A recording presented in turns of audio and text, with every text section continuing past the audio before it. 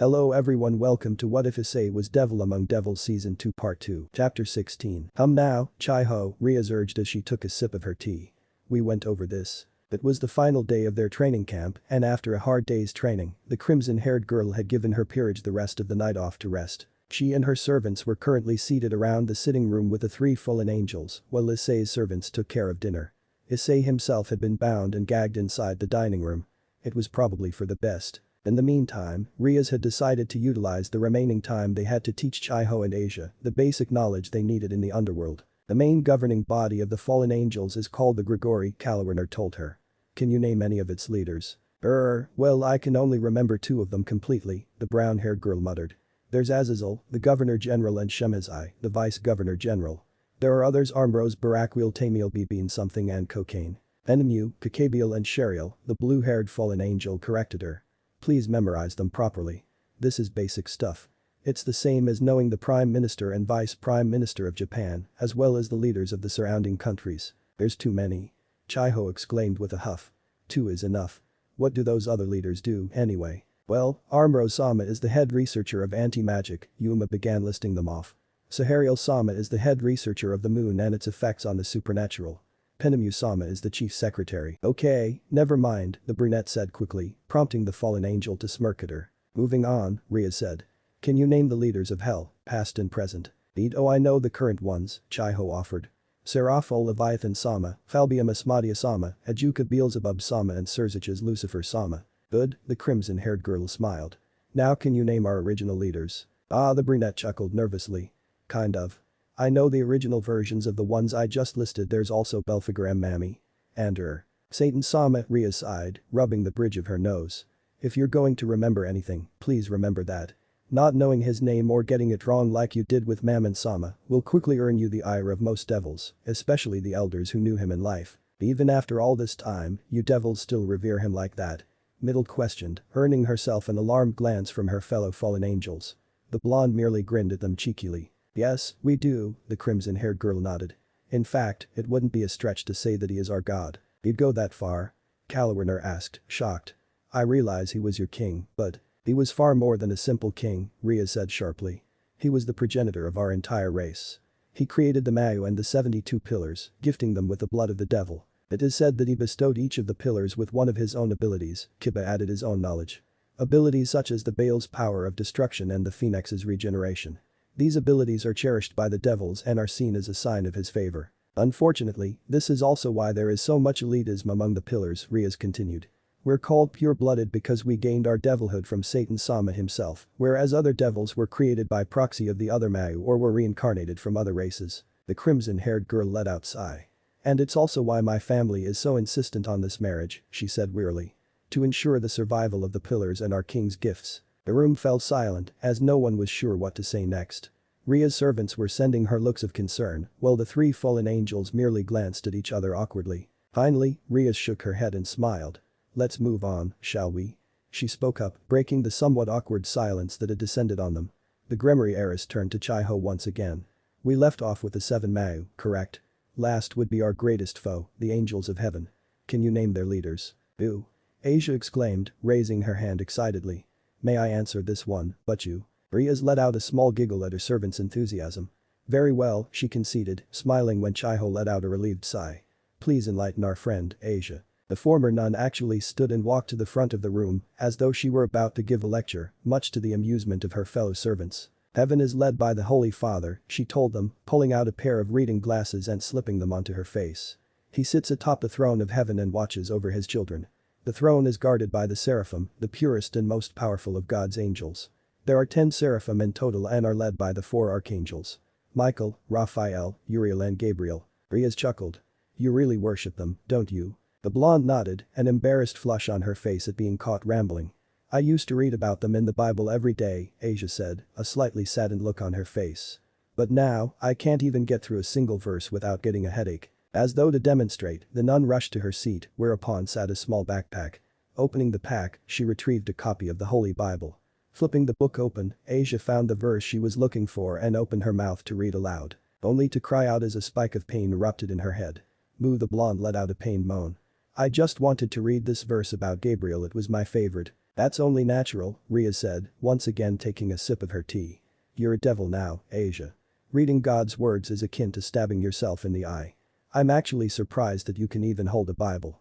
So I'll never be able to read it again? Asia asked, a heartbroken expression on her face. Rias flinched at the expression and eyed the girl sympathetically. I'm sorry, Asia, the redhead muttered. In exchange, why don't I tell you a story? You said that you liked a verse about Gabriel, right? She was my favorite seraph, Asia said sheepishly, eyeing Rias curiously. Do you know any stories about her, but you? The crimson-haired girl chuckled. I most certainly do, she nodded. She happens to be the only angel that is popular among the devils and is featured in a very popular children's tale. Middle raised an eyebrow at her.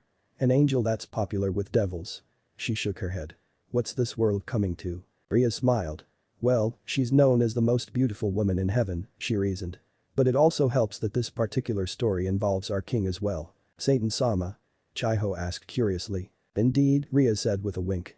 It's a tale of forbidden love. Her statement was met with choking sounds from the fallen angels.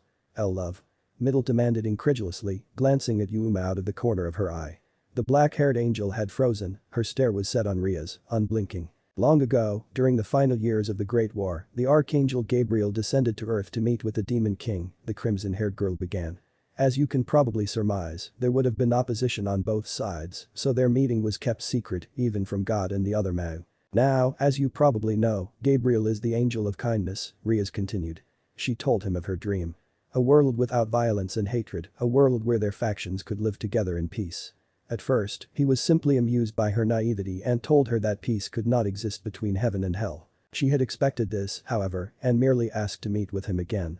He indulged her and the two met again several days later. It was then that Gabriel asked him what his dream for the future was. Satan-sama was taken aback by her question. He thought for several moments before admitting that he did not have a dream. Gabriel smiled and asked that he continue to return to their meeting spot until he had a dream. And so he did. Every few days, he would return to their meeting spot to find Gabriel awaiting him. Every time he did not return to her with a dream, they would sit together and talk. And though he refused to admit it, he found her presence to be comforting. She was kind, pure and compassionate. She offered him empathy and trust without prejudice or resentment. In a world of darkness and deceit, she was his light. In return, Gabriel discovered that behind his cold and stony exterior was a man that was just as kind and compassionate as she was. She discovered that he was a man who loved his people and that all his actions, no matter how blasphemous they may seem in heaven's eyes, were always to protect his people. She learned that darkness could be just as noble and good, if not more so than light. They spent years together, learning of the other's faction as well as each other. One day, he asked Gabriel if her dream was unchanged. When she answered the affirmative, he merely smiled. Satan-sama told her that he'd finally found a dream worth fighting for. Gabriel had shown him that there could be peace. Rias said. He swore to her that he would fulfill her dream. But that was not all. I too wish for a world without war, he told her. But such a world is meaningless without you there at my side. He proposed to her, Asia exclaimed. That's so romantic, Chiho sighed dreamily. Romantic? Middle rolled her eyes. More like cheesy. Well, it's little more than a fairy tale, Rias chuckled. While it's true that Satan-sama and Gabriel were meeting in secret, what actually happened is unknown. Alwerner, however, kept her eyes on Yuma. The black-haired girl didn't seem to be registering anything they were saying and was staring vacantly into space, a frown on her face. And what happened next? The blue-haired fallen angel questioned, still watching her friend through the corner of her eye. Obviously it didn't end happily ever after. Rias frowned. I'm afraid the story has a much more tragic ending than I would care for, she admitted. Gabriel smiled at him and they agreed to marry after the war's conclusion. What happened? Are you sure you want me to continue? Rias questioned, looking at Asia in particular. When all she got were expectant stares, she relented. Leviathan happened, the redhead sighed. She had noticed that Satan-sama disappeared every few days and followed him. You can probably guess what happens next. Leviathan represents envy, Akeno explained. And she envied Gabriel. She envied her beauty, her popularity, and most of all she envied her for stealing our king's heart. In her jealousy, she betrayed our king by going to heaven and framing Gabriel for treason, Rias said with a frown. Gabriel was apprehended by her fellow angels and was sentenced to death. Death? Asia whimpered. But she's still alive, right? Indeed, she is, Rias said. Because our king did the unthinkable. He tore down heaven's gates, destroying anything and everything that got in his way. I know this part, Kalwerner said, her eyes widening in realization. It was the worst attack heaven ever suffered. It sparked the final series of battles in the war, they called it. Blue Night, the redhead nodded. Because on that night, Satan Sama tore through heaven in his search for Gabriel and bathed everything in his path in blue flames. The angels that attempted to stop him were reduced to ashes the moment he laid eyes on them. It said that the angels were forced to seal away an entire section of heaven because it was too heavily corrupted by his demonic fire. In a last-ditch effort to save themselves, they asked Gabriel to placate him. And she did, Akeno continued. She went to him, pleading for him to remember their dream of a peaceful world where they could be together. And with those words, she quelled his wrath, Ria said. But by then it was already too late. Both of them could sense him approaching. The Lord Asia whispered, her eyes widening in horror. Rias nodded. God himself had come to strike down Satan, she said quietly. Satan Sama asked his beloved to stay away from the conflict and that when the fighting was over, he would come to find her. While the two deities clashed in the skies above, the three factions continued to wage war below them. Those that witnessed it say that their final battle could be felt across the cosmos. But in the end, only one of them walked away. Satan Sama fell, but since then, the world has found relative peace, Akeno said with a sad smile. He fulfilled his promise to Gabriel, but his own dream to marry her went unfulfilled. That's terrible. Asia cried. Despite its rather grim ending, it's still a very popular story, Ria said. I doubt there's a child in the underworld that doesn't know it. And what happened to Gabriel? Asia asked. The Redhead frowned. It's assumed that she survived, she muttered. The official story is that she secluded herself from the other angels so she could mourn, but she hasn't been seen or heard from in years. Hey, everyone, a voice called out. They turned to see Tamamo entering the room, and now unbound Issei was standing behind her with a scowl on his face. Dinner's ready, she blinked and gazed at the dejected looks on their faces. Wow, what's with this super depressing atmosphere? It's nothing, Tamamo-san, Rias chuckled. She stood along with her servants. After we eat, I want everyone in bed early. We're in for the fight of our lives tomorrow. Hi, but you. The two stepped aside as the group filed past them towards the dining room. But as the fallen angels walked through the threshold, Issei could have sworn he saw them throwing him several awkward glances. The Mamo turned to him, an eyebrow raised. What was that about? Issei shrugged. No idea. He said, clueless. So, tomorrow is the day? A red-haired man questioned as he sat atop an elaborate throne. The room was only dimly lit, casting a shadow over his form. Indeed, Mayu-sama, a silver-haired maid nodded. Rias Harem has spent the last week training at the family manor in the mountains with a boy named Gary-stu Issei and his peerage. Oh? The man asked curiously. Do you have any information about this boy, Grafia? Very little, the woman shook her head. We have a basic description. Messy brown hair and brown eyes. No outstanding qualities. But his peerage. Yes. His peerage consists of several legendary figures, Grafia said. For example. His bishop is the legendary Kitsune Tamamo no Mei, and his knight is Mordred Pendragon, the Knight of Treachery. The red-haired man froze. He was silent for several minutes before a small smile slipped onto his face. Slowly, the smile turned into a full-blown grin as he began to laugh uproariously. Nausama? Grafia questioned, slightly perturbed at his sudden break of decorum. Surziches. I'm sorry, dear, the man chuckled, wiping a tear from his eye. I just wasn't expecting him of all people to be helping my Amato. Him? She repeated. Surziches muttered, his smile turning into a frown. But even if it's him, 1 week isn't enough time for Rias to beat Razor. He can do amazing things, but he's no miracle worker. Nausama, who is this person you speak so highly of? Grafia asked in a polite tone. Not telling, the man responded in a sing-song voice, causing a vein to pop up on the woman's forehead. But I will say this, the corner of his lip quirked upwards. If this all goes according to my predictions, the world is in for a real shock. Surziches turned his head to gaze out of a nearby window as his face split into another grin. Because this man is a true devil among devils. Issei was silent as he walked through the moonlit hallway. Suddenly, he sneezed. Pondering over the random phenomenon for a moment, he shrugged before continuing towards his destination. Uma had been acting strangely ever since dinner started. She would spend minutes staring at her plate, biting her lip. Then, every once in a while she would take a glance in his direction before quickly looking away if she accidentally caught his eye. The black-haired angel hadn't been the only one either. Calwerner and Middlet would occasionally glance between the two of them, looks of concern on their faces. Issei wasn't sure what had happened, but he was determined to find out. He turned the corner and nearly ran straight into Rias as she came from the opposite direction. The brunette questioned curiously. Shouldn't you be in bed, senpai? The crimson-haired girl chuckled slightly. I'm having trouble sleeping, Ria said sheepishly before glancing at him, a thoughtful look on her face. If you're not too busy, would you mind keeping me company for a while? I wish to speak with you about something. Well, Issei muttered. I suppose it can wait. What was it you wanted to talk about? So, that's your attack plan.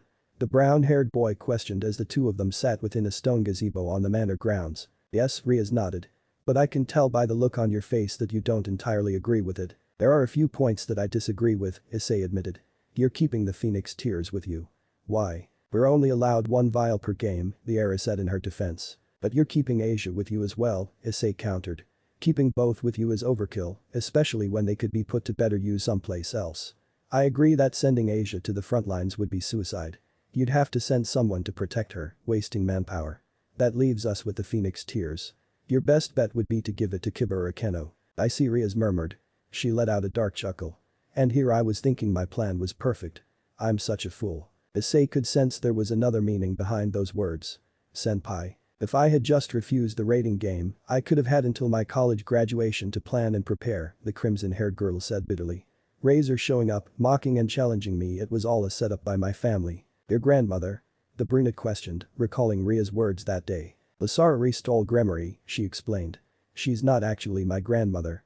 More like very great grandmother she was. The first Gremory, Issei said quietly. One of the original 72 devils and founder of Clan Gremory. Rias nodded, surprised. One of the few that are still alive, she said. She's the one who made a deal with Clan Phoenix. And she's the one who's been pressuring me the most into getting married. Rias scowled.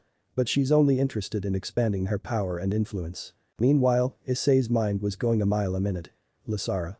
He thought incredulously. But why? Abasama didn't always used to be this way, Rias sighed. In fact, she's the one who started the Gremory family's tradition of treating our servants like family. But ever since my grandfather her husband died she changed. She became cold and distant, thinking of nothing but power and wealth. If it were up to her, I'd be married and pregnant already. At least my father wants me to be ready before I get married, but he supports the engagement as well. The girl sighed once again. I don't want to marry Razor, she said quietly. He's just like everyone else. When he sees me, he only sees Rias of the Gremory. He wants to marry me, not because he loves me or even likes me. No, he wants to marry me because it will make his clan stronger. She turned away from him and gazed up at the moon. When I get married, I want it to be with someone who loves Rias, she whispered. Not Rias of the Gremory. Issei was silent for several moments. You're very brave, he said after a while, causing Rias to look up at him in surprise. To go against your entire family and fight for what you believe in. That takes a lot of courage. The brunette walked over and sat next to her. And I agree with you. Marriage should be something you share with a person you hold close to your heart. Rias chuckled. And here I thought the whole world was against me. Well, you can rest assured that I'm on your side. Issei smiled, placing a hand on her shoulder. Rias. The girl couldn't help but smile back. Thank you for your time, Issei-kun, Rias said with a small smile as they stood outside the door to her room. I was happy to help, Rias, he nodded at her. Good night. Good night, she replied before entering her room, closing the door behind her. Issei smiled and made his way to his own room. He had just placed his hand on the doorknob when he froze. Shit, I forgot to talk to Yuma, he sighed. She's probably asleep by now, I suppose it'll have to wait until tomorrow. He turned the handle and walked inside, only to freeze once more at the sight before him. Welcome back, Ice-kun. Yuma, Issei muttered. What why? The black-haired girl sat on his bed, wearing only a sheer black nightgown. Beneath it, he could clearly see a lacy black bra and matching panties. What are you doing? You. The girl said suggestively as she sauntered over to him. Draping her arms over his shoulders, she leaned her head upwards, kissing him on the nape of his neck. This is rather sudden, don't you think? He murmured as her fingers began unbuttoning his shirt. You seemed perfectly content this morning. Why the sudden attitude change? Is it wrong that I want to do this?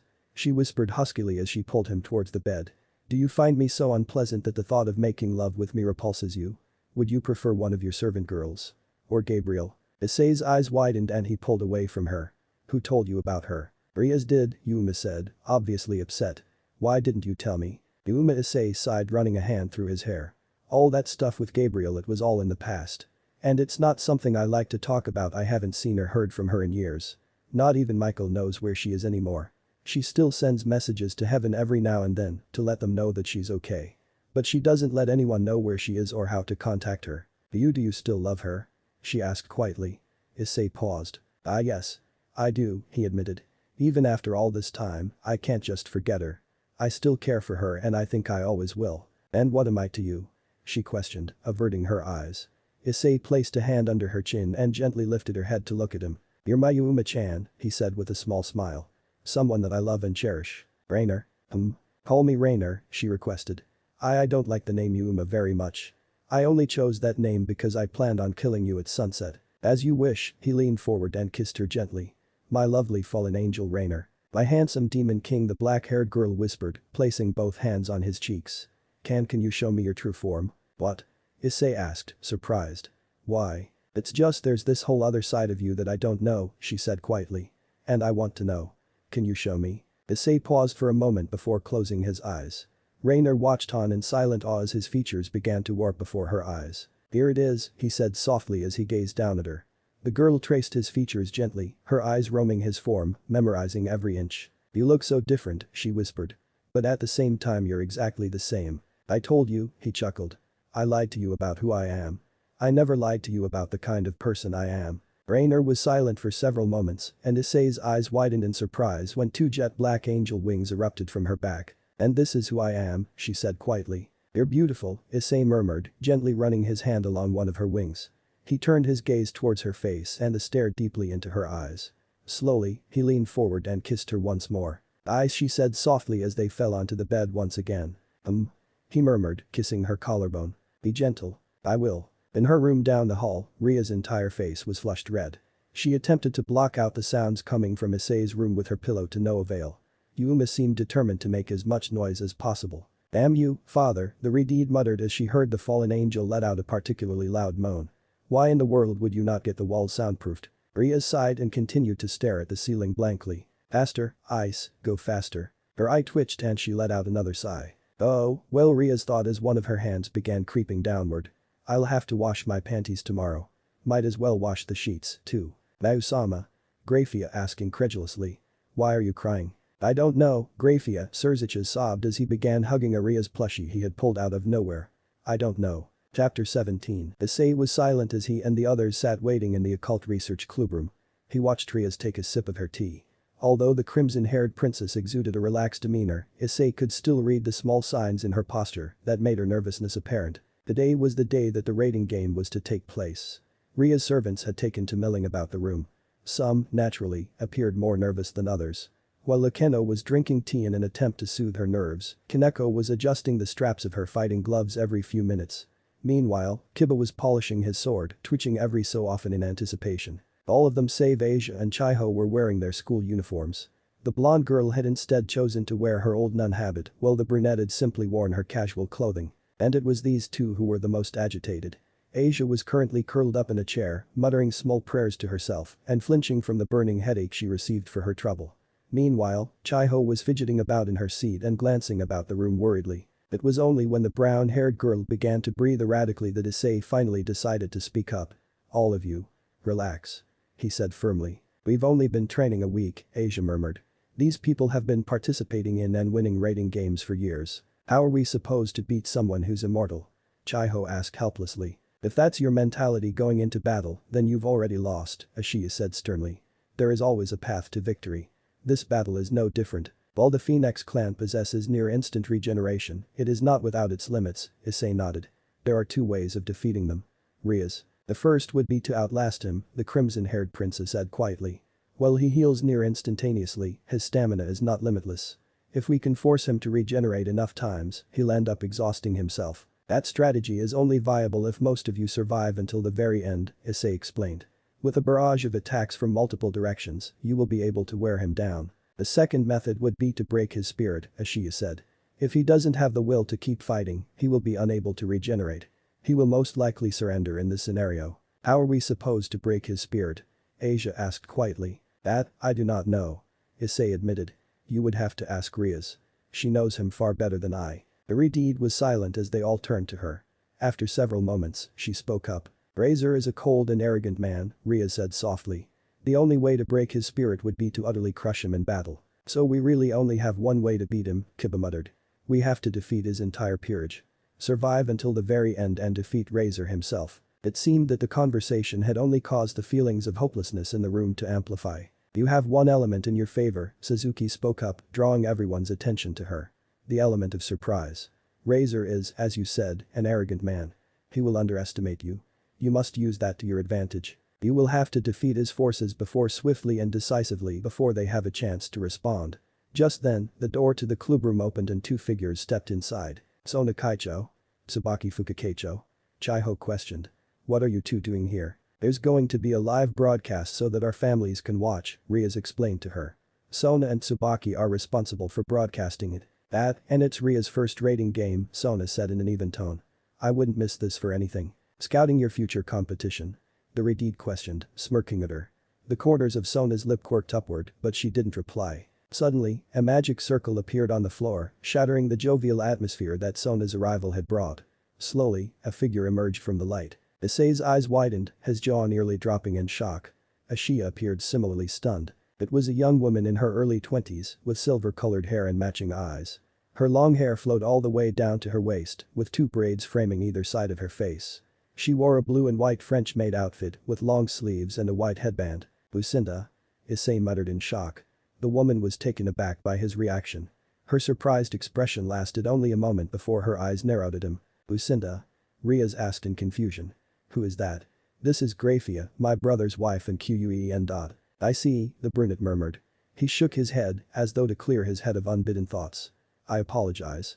I mistook you for someone else. The crimson-haired girl looked like she wished to inquire further, but shook her head and turned towards Grafia once again. It's time, then. The silver-haired maid broke her stare on Issei and turned to address Rias.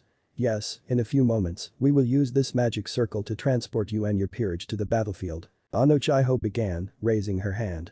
Where exactly is the battlefield? It will take place in a neutral alternate space, specifically created for this rating game, Akeno told her. Because it's not real, we are allowed to cause as much collateral damage as necessary. We could even burn it to the ground if we wanted to. That's scary. Chiho flinched as the black-haired girl smiled with a dark gleam in her eye. We will be broadcasting the game from the student council room, Sona said. We'll be cheering you on from there as well. Good luck, Rias. Thank you, Sona, the crimson-haired girl nodded. Believe in yourselves, Issei said to them as he and his servant stood to follow them. Trust and support one another. Cover each other's weaknesses. And above all else, never lose hope. We won't. Rias said firmly. We'll see you after the game, Issei-kun. Each of his servants gave their own parting advice to their respective pupils before following him and Sona out the door. Tell me, Issei-san, the glasses-wearing girl asked quietly as they began their trek towards the student council room. Do you believe that Rias can beat Razor? Oh? Issei questioned, a small smirk on her face. Is that doubt I hear in your voice, Sona-senpai? He chuckled as her face flushed momentarily. They've come far in the week they've had. We'll have to just wait and see. I see, Sona said softly as they entered the student council room. Thank you for helping her. She's going to need all the help she can get. We're going to set up the broadcast now, Tsubaki told them. You may sit wherever you like. They did so. The student council room was much larger than the occult research room, giving them plenty of room to spread out and find a good spot to watch the television where the match would be shown. Issei looked up at the screen. Rias and her servants were shown still sitting in the clubroom. It seemed that the game would be taking place in an exact replica of the academy. They found the fallen angels gathered around the Levesiat near the window.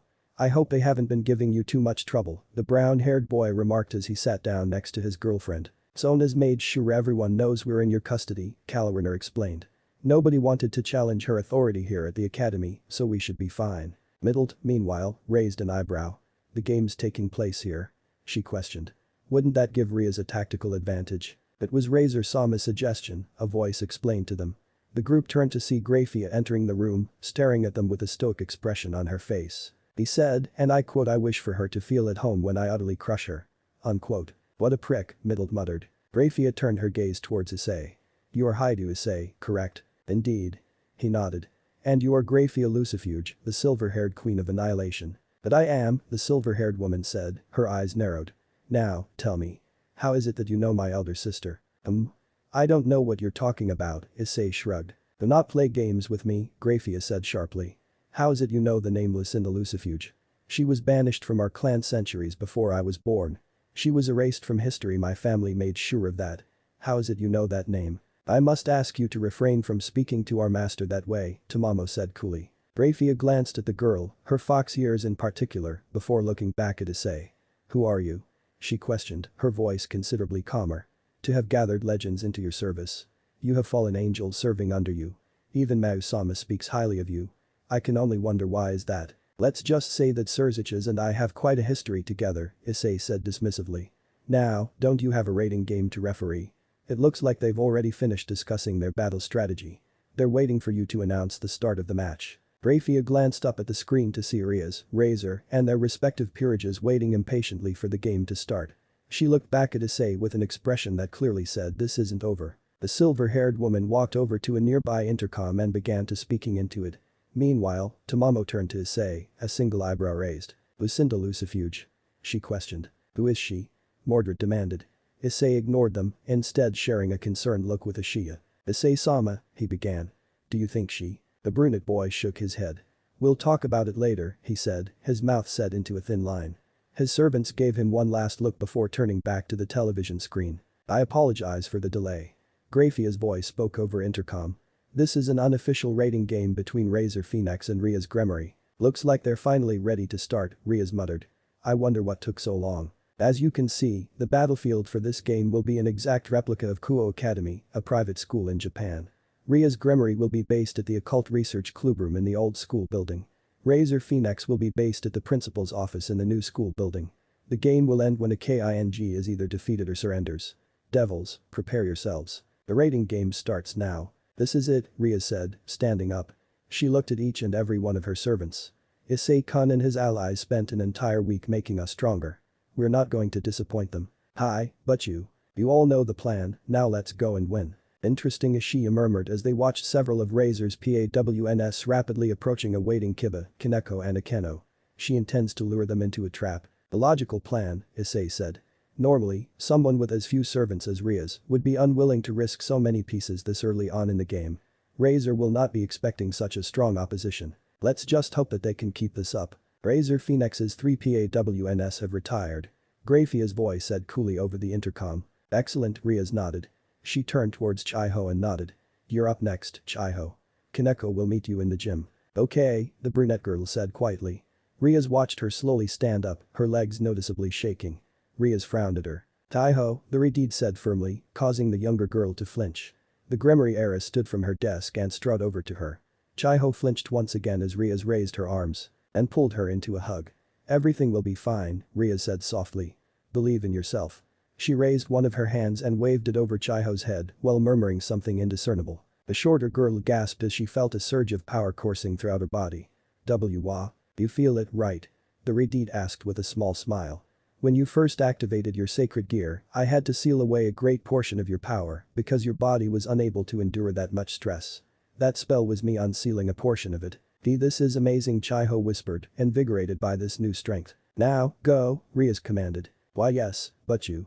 The brown-haired girl stuttered before finally being released. She bowed once and made her exit. "Looks like they've finished protecting their flank," Tamamo noted as Kaneko, Kiba and Akeno split up in different directions. "It seems our lecture on the first day struck a chord with her," Issei smiled. "Rias wants no surprises.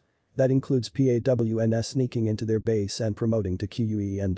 It looks like the white-haired brat and the top-heavy shrimp are headed towards the gym now," Mordred said. "Indeed," Ashiya nodded. "The gymnasium stands at the center of the school.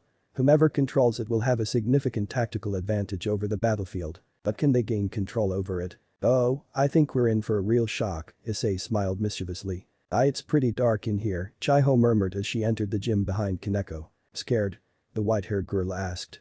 Chiho shook her head. "No, I'm just having flashbacks to that time with that exorcist," she whispered. "It's okay," Kaneko said quietly. "I'll protect you." "Hey, now," the brunette quipped. "It's my job to protect you." The Nekomata glanced back at her, a single eyebrow raised. "You're weak," she said bluntly. Chiho fell over. "I know," she muttered as she picked herself back up. "But, you're my kohai. And as your senpai, it's my job to help and protect you in any way I can." "I see," the corner of Kaneko's mouth quirked upward slightly. "Then, I'm in your care, senpai." "Yosh." Chiho grinned. "Boy." Gremory servants. A voice called out to them. "You're being awfully noisy. In the time you spent chatting, we could have killed you 5 different ways. Why don't you come out and face us?" The gymnasium light suddenly sparked to life, illuminating the entire room. Chiho and Kaneko glanced up to see 4 enemy servants staring at them from across the room, all of them female. The tallest girl, wearing a Chinese kipao, hummed. "Looks like we've caught 2 shrimp. What a shame. I was hoping to fight the lightning Maiko or that blonde cutie." She smirked at them. "Well, nice to meet you. My name is Shulin, Razor-sama's ROOK. The girl with blue hair and pigtails nodded at them. "Mira. I'm a PAWN. We're Isla Nell." 2 green-haired twins said cheerfully. We're PAWNS, too. That ROOK Kaneko murmured. Her power is very high. I think she could fight on par with a QUEN. Seriously? Chiho squeaked. We really are at a disadvantage, aren't we? Taiho-senpai, the white-haired girl said, as she began tightening her gloves. Do you think you can keep those PAWNS busy while I take on that ROOK? Alright, Chiho nodded as boosted gear appeared on her left arm. Boost. Let's go. Stay on your toes, you two, a girl with long black hair called towards her two companions as they walked through the small copse of trees towards the occult research clubroom. Those brats managed to take out Marion, Burant and Sharia. Don't let your guard down. Oh, come on Cirrus, one of the girls behind her giggled. She had blue hair and sported a pair of cat ears. Do you honestly believe they pose that big of a threat to us, Naya? Naya haha. Another girl with red hair and ears cackled. I'd like to see them try. Cirrus was about to retort when a familiar sound reached her ears. Magic circle. She roared. From behind the trees, a myriad of magic circles had activated, sending bolts of electricity towards them. Get out of the way. Naya. One of the girls cried as she was struck. Nai. Her twin shouted, reaching a hand towards her. No, you idiot.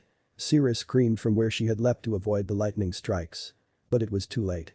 Both girls had left themselves wide open for an attack. A mere moment later, they were both impaled by a sword. Sorry about that, Kiba smiled. But you've gotta do what you've gotta do. Razor Phoenix's two PAWNS have retired. Really? Cirrus scowled. How in the hell did those two make it into Razor-sama's peerage? It goes to show that quantity isn't always better than quality, Kiba chuckled. Ara, a sensual voice called out. You can handle this yourself, right, Kiba-kun? Indeed, the blonde boy smiled. I look forward to seeing how far I've come. Ha. Cirrus grinned as she drew her Zweihander. Don't get cocky, brat. I wouldn't dream of it. Razor Phoenix's two PAWNS have retired. Are you kidding me? Shulin growled as she kicked Kaneko in the chest, sending the smaller girl skidding away. Nianli lost. Looks like Razor Phoenix's peerage isn't all that it's cracked up to be, the white-haired girl said monotonously as she dusted herself off. The Chinese girl scoffed. Please, those two were only recent additions. And the three PAWNS before that? Kaneko asked, raising an eyebrow. Shulin twitched. Oh, shut up. She growled as the two clashed once more. Across the room Chiho was busy handling the opposing PAWNS. Aya. Stop running. One of the green-haired twins shouted as they chased after the brunette girl with chainsaws. Yeah, we just want to cut you up a little.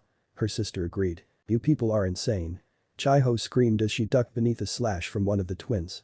Stay away from me. Don't be such a pussy. One of them shouted. Mira, stop her. Taiho barely had time to react as the blue-haired girl suddenly appeared in front of her with a BM staff in her hands. Crap. Just as Mira thrust her staff at her, Chiho leapt high into the air, far higher than any normal human would have been capable of. No way, Mira muttered in shock. Razor-sama said that she became a devil less than a month ago. That shouldn't be possible. Taiho herself was similarly shocked. I guess that hellish training with Suzuki-senpai really paid off. As she landed, she immediately glanced behind her to see her opponents lining up before her. Shit, we've got to end this now. One of the twins exclaimed. Or Razor-sama will be mega pissed. As one, the three PAWNS raised their weapons and engulfed them in magical flames. Chiho's eyes dilated in fear. Uh-oh. Meanwhile, Kaneko grunted as she barely ducked beneath one of Shulin's kicks. She's fast. You're pretty good, the Chinese girl complimented her. But I'm afraid that the game's end here. In an instant, the taller girl crouched down and swept the white-haired girl's feet from under her. Kaneko's eyes widened. This move. It was the same move Morgiana had pulled on her back during their training. But this time, she was prepared. Leaning backwards, she allowed the momentum to carry her farther than her opponent had intended. She then threw both hands in front of her and used that same momentum to flip away from the taller girl. Wow, you are pretty good, Shulin remarked. What's your name? Aoju Kaneko, the white-haired girl replied evenly. You're pretty good yourself. She lowered herself into a stance. But fortunately for me, you're not as good as Morgiana-senpai. Shulin didn't reply. She instead charged at the younger girl, leapt into the air and launched a flying kick. Kaneko saw this coming, however, and caught the older girl, tossing her across the room. And you're not nearly as fast, either, Kaneko finished. Ha! The Chinese girl chuckled as she regained her balance. You're not exactly a speeding train either, shrimp. Kaneko's eyes narrowed. We'll see about that, she muttered, allowing her eyes to flutter shut. Boy, what the hell are you doing? Shulin's indignant voice was ignored as the Nekomata began focusing. Feel the flow of energy, allow it to pool around me. You should never take your eyes off your opponent, shrimp. Then, release it all at once. It happened so quickly. Shulin didn't even see her move. Her only warning was a sound akin to a sonic boom before her stomach erupted in pain.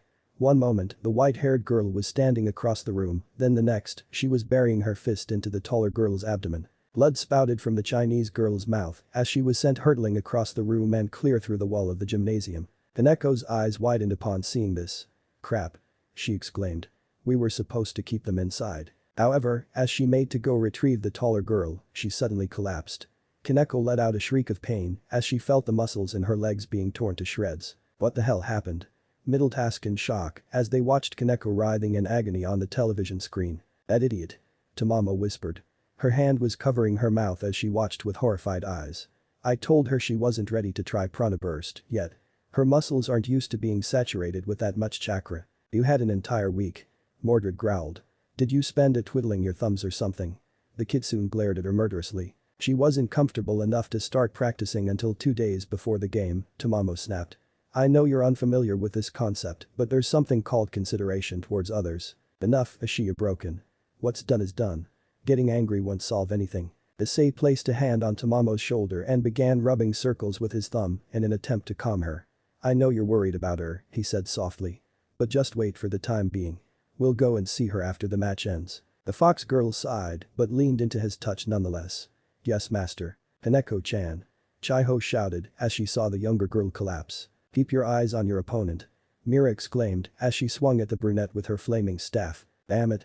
Chiho thought furiously. "I need to take these 3 out. But how?" Suddenly, a thought came to her. "But can I do it?" "Can you do what?" one of the twins asked, revving her chainsaw. "Give up." "'Cause that would be the best option at this point," the other twin mocked. Taiho ignored their insults and instead began focusing her energy. "Just imagine energy being pulled from my core. Then, imagine what I want to happen," she murmured. "Concentrate, concentrate." "Crap, I think she's gonna use magic," one of the twins shouted. "We've gotta take her out now," the other agreed. As one, all 3 PAWNs began charging at her, their weapons raised high. "Concentrate," Chiho whispered as the image of a powerful wind slamming the 3 girls into the wall surfaced in her mind. "Now." She lashed her arms forward. In an instant, a powerful gust came forth, shredding the 3 girls' clothing, leaving them stark naked in the middle of the school gym. "Hi-ya." Taiho watched numbly as the enemy PAWNs shrieked in unison. They each fell into a squatting position in an attempt to cover themselves up. "TT, this is what you wanted," Mira demanded. "Are you a lessee?" one of the twins shrieked. "Don't they call it Yuri here?" the other questioned. "And no." Chiho shouted, waving her arms frantically. "I'm not like that. I'm not into breasts." "So you're a pedo lessee?" The first twin was in hysterics at this point. "That's even worse. Stay away from us." they shouted in unison. "And no," Chiho cried, looking to be on the verge of tears. She glanced to the side and saw Kaneko glaring at her, even through her pain. The white-haired girl covered her chest with her arms. "Yuri-senpai," the white-haired girl muttered. Chiho twitched but moved to help her fallen teammate regardless. "Kaneko-chan, are you okay?" Chiho exclaimed as she lifted the smaller girl's upper body into her arms, being sure to cradle her head carefully.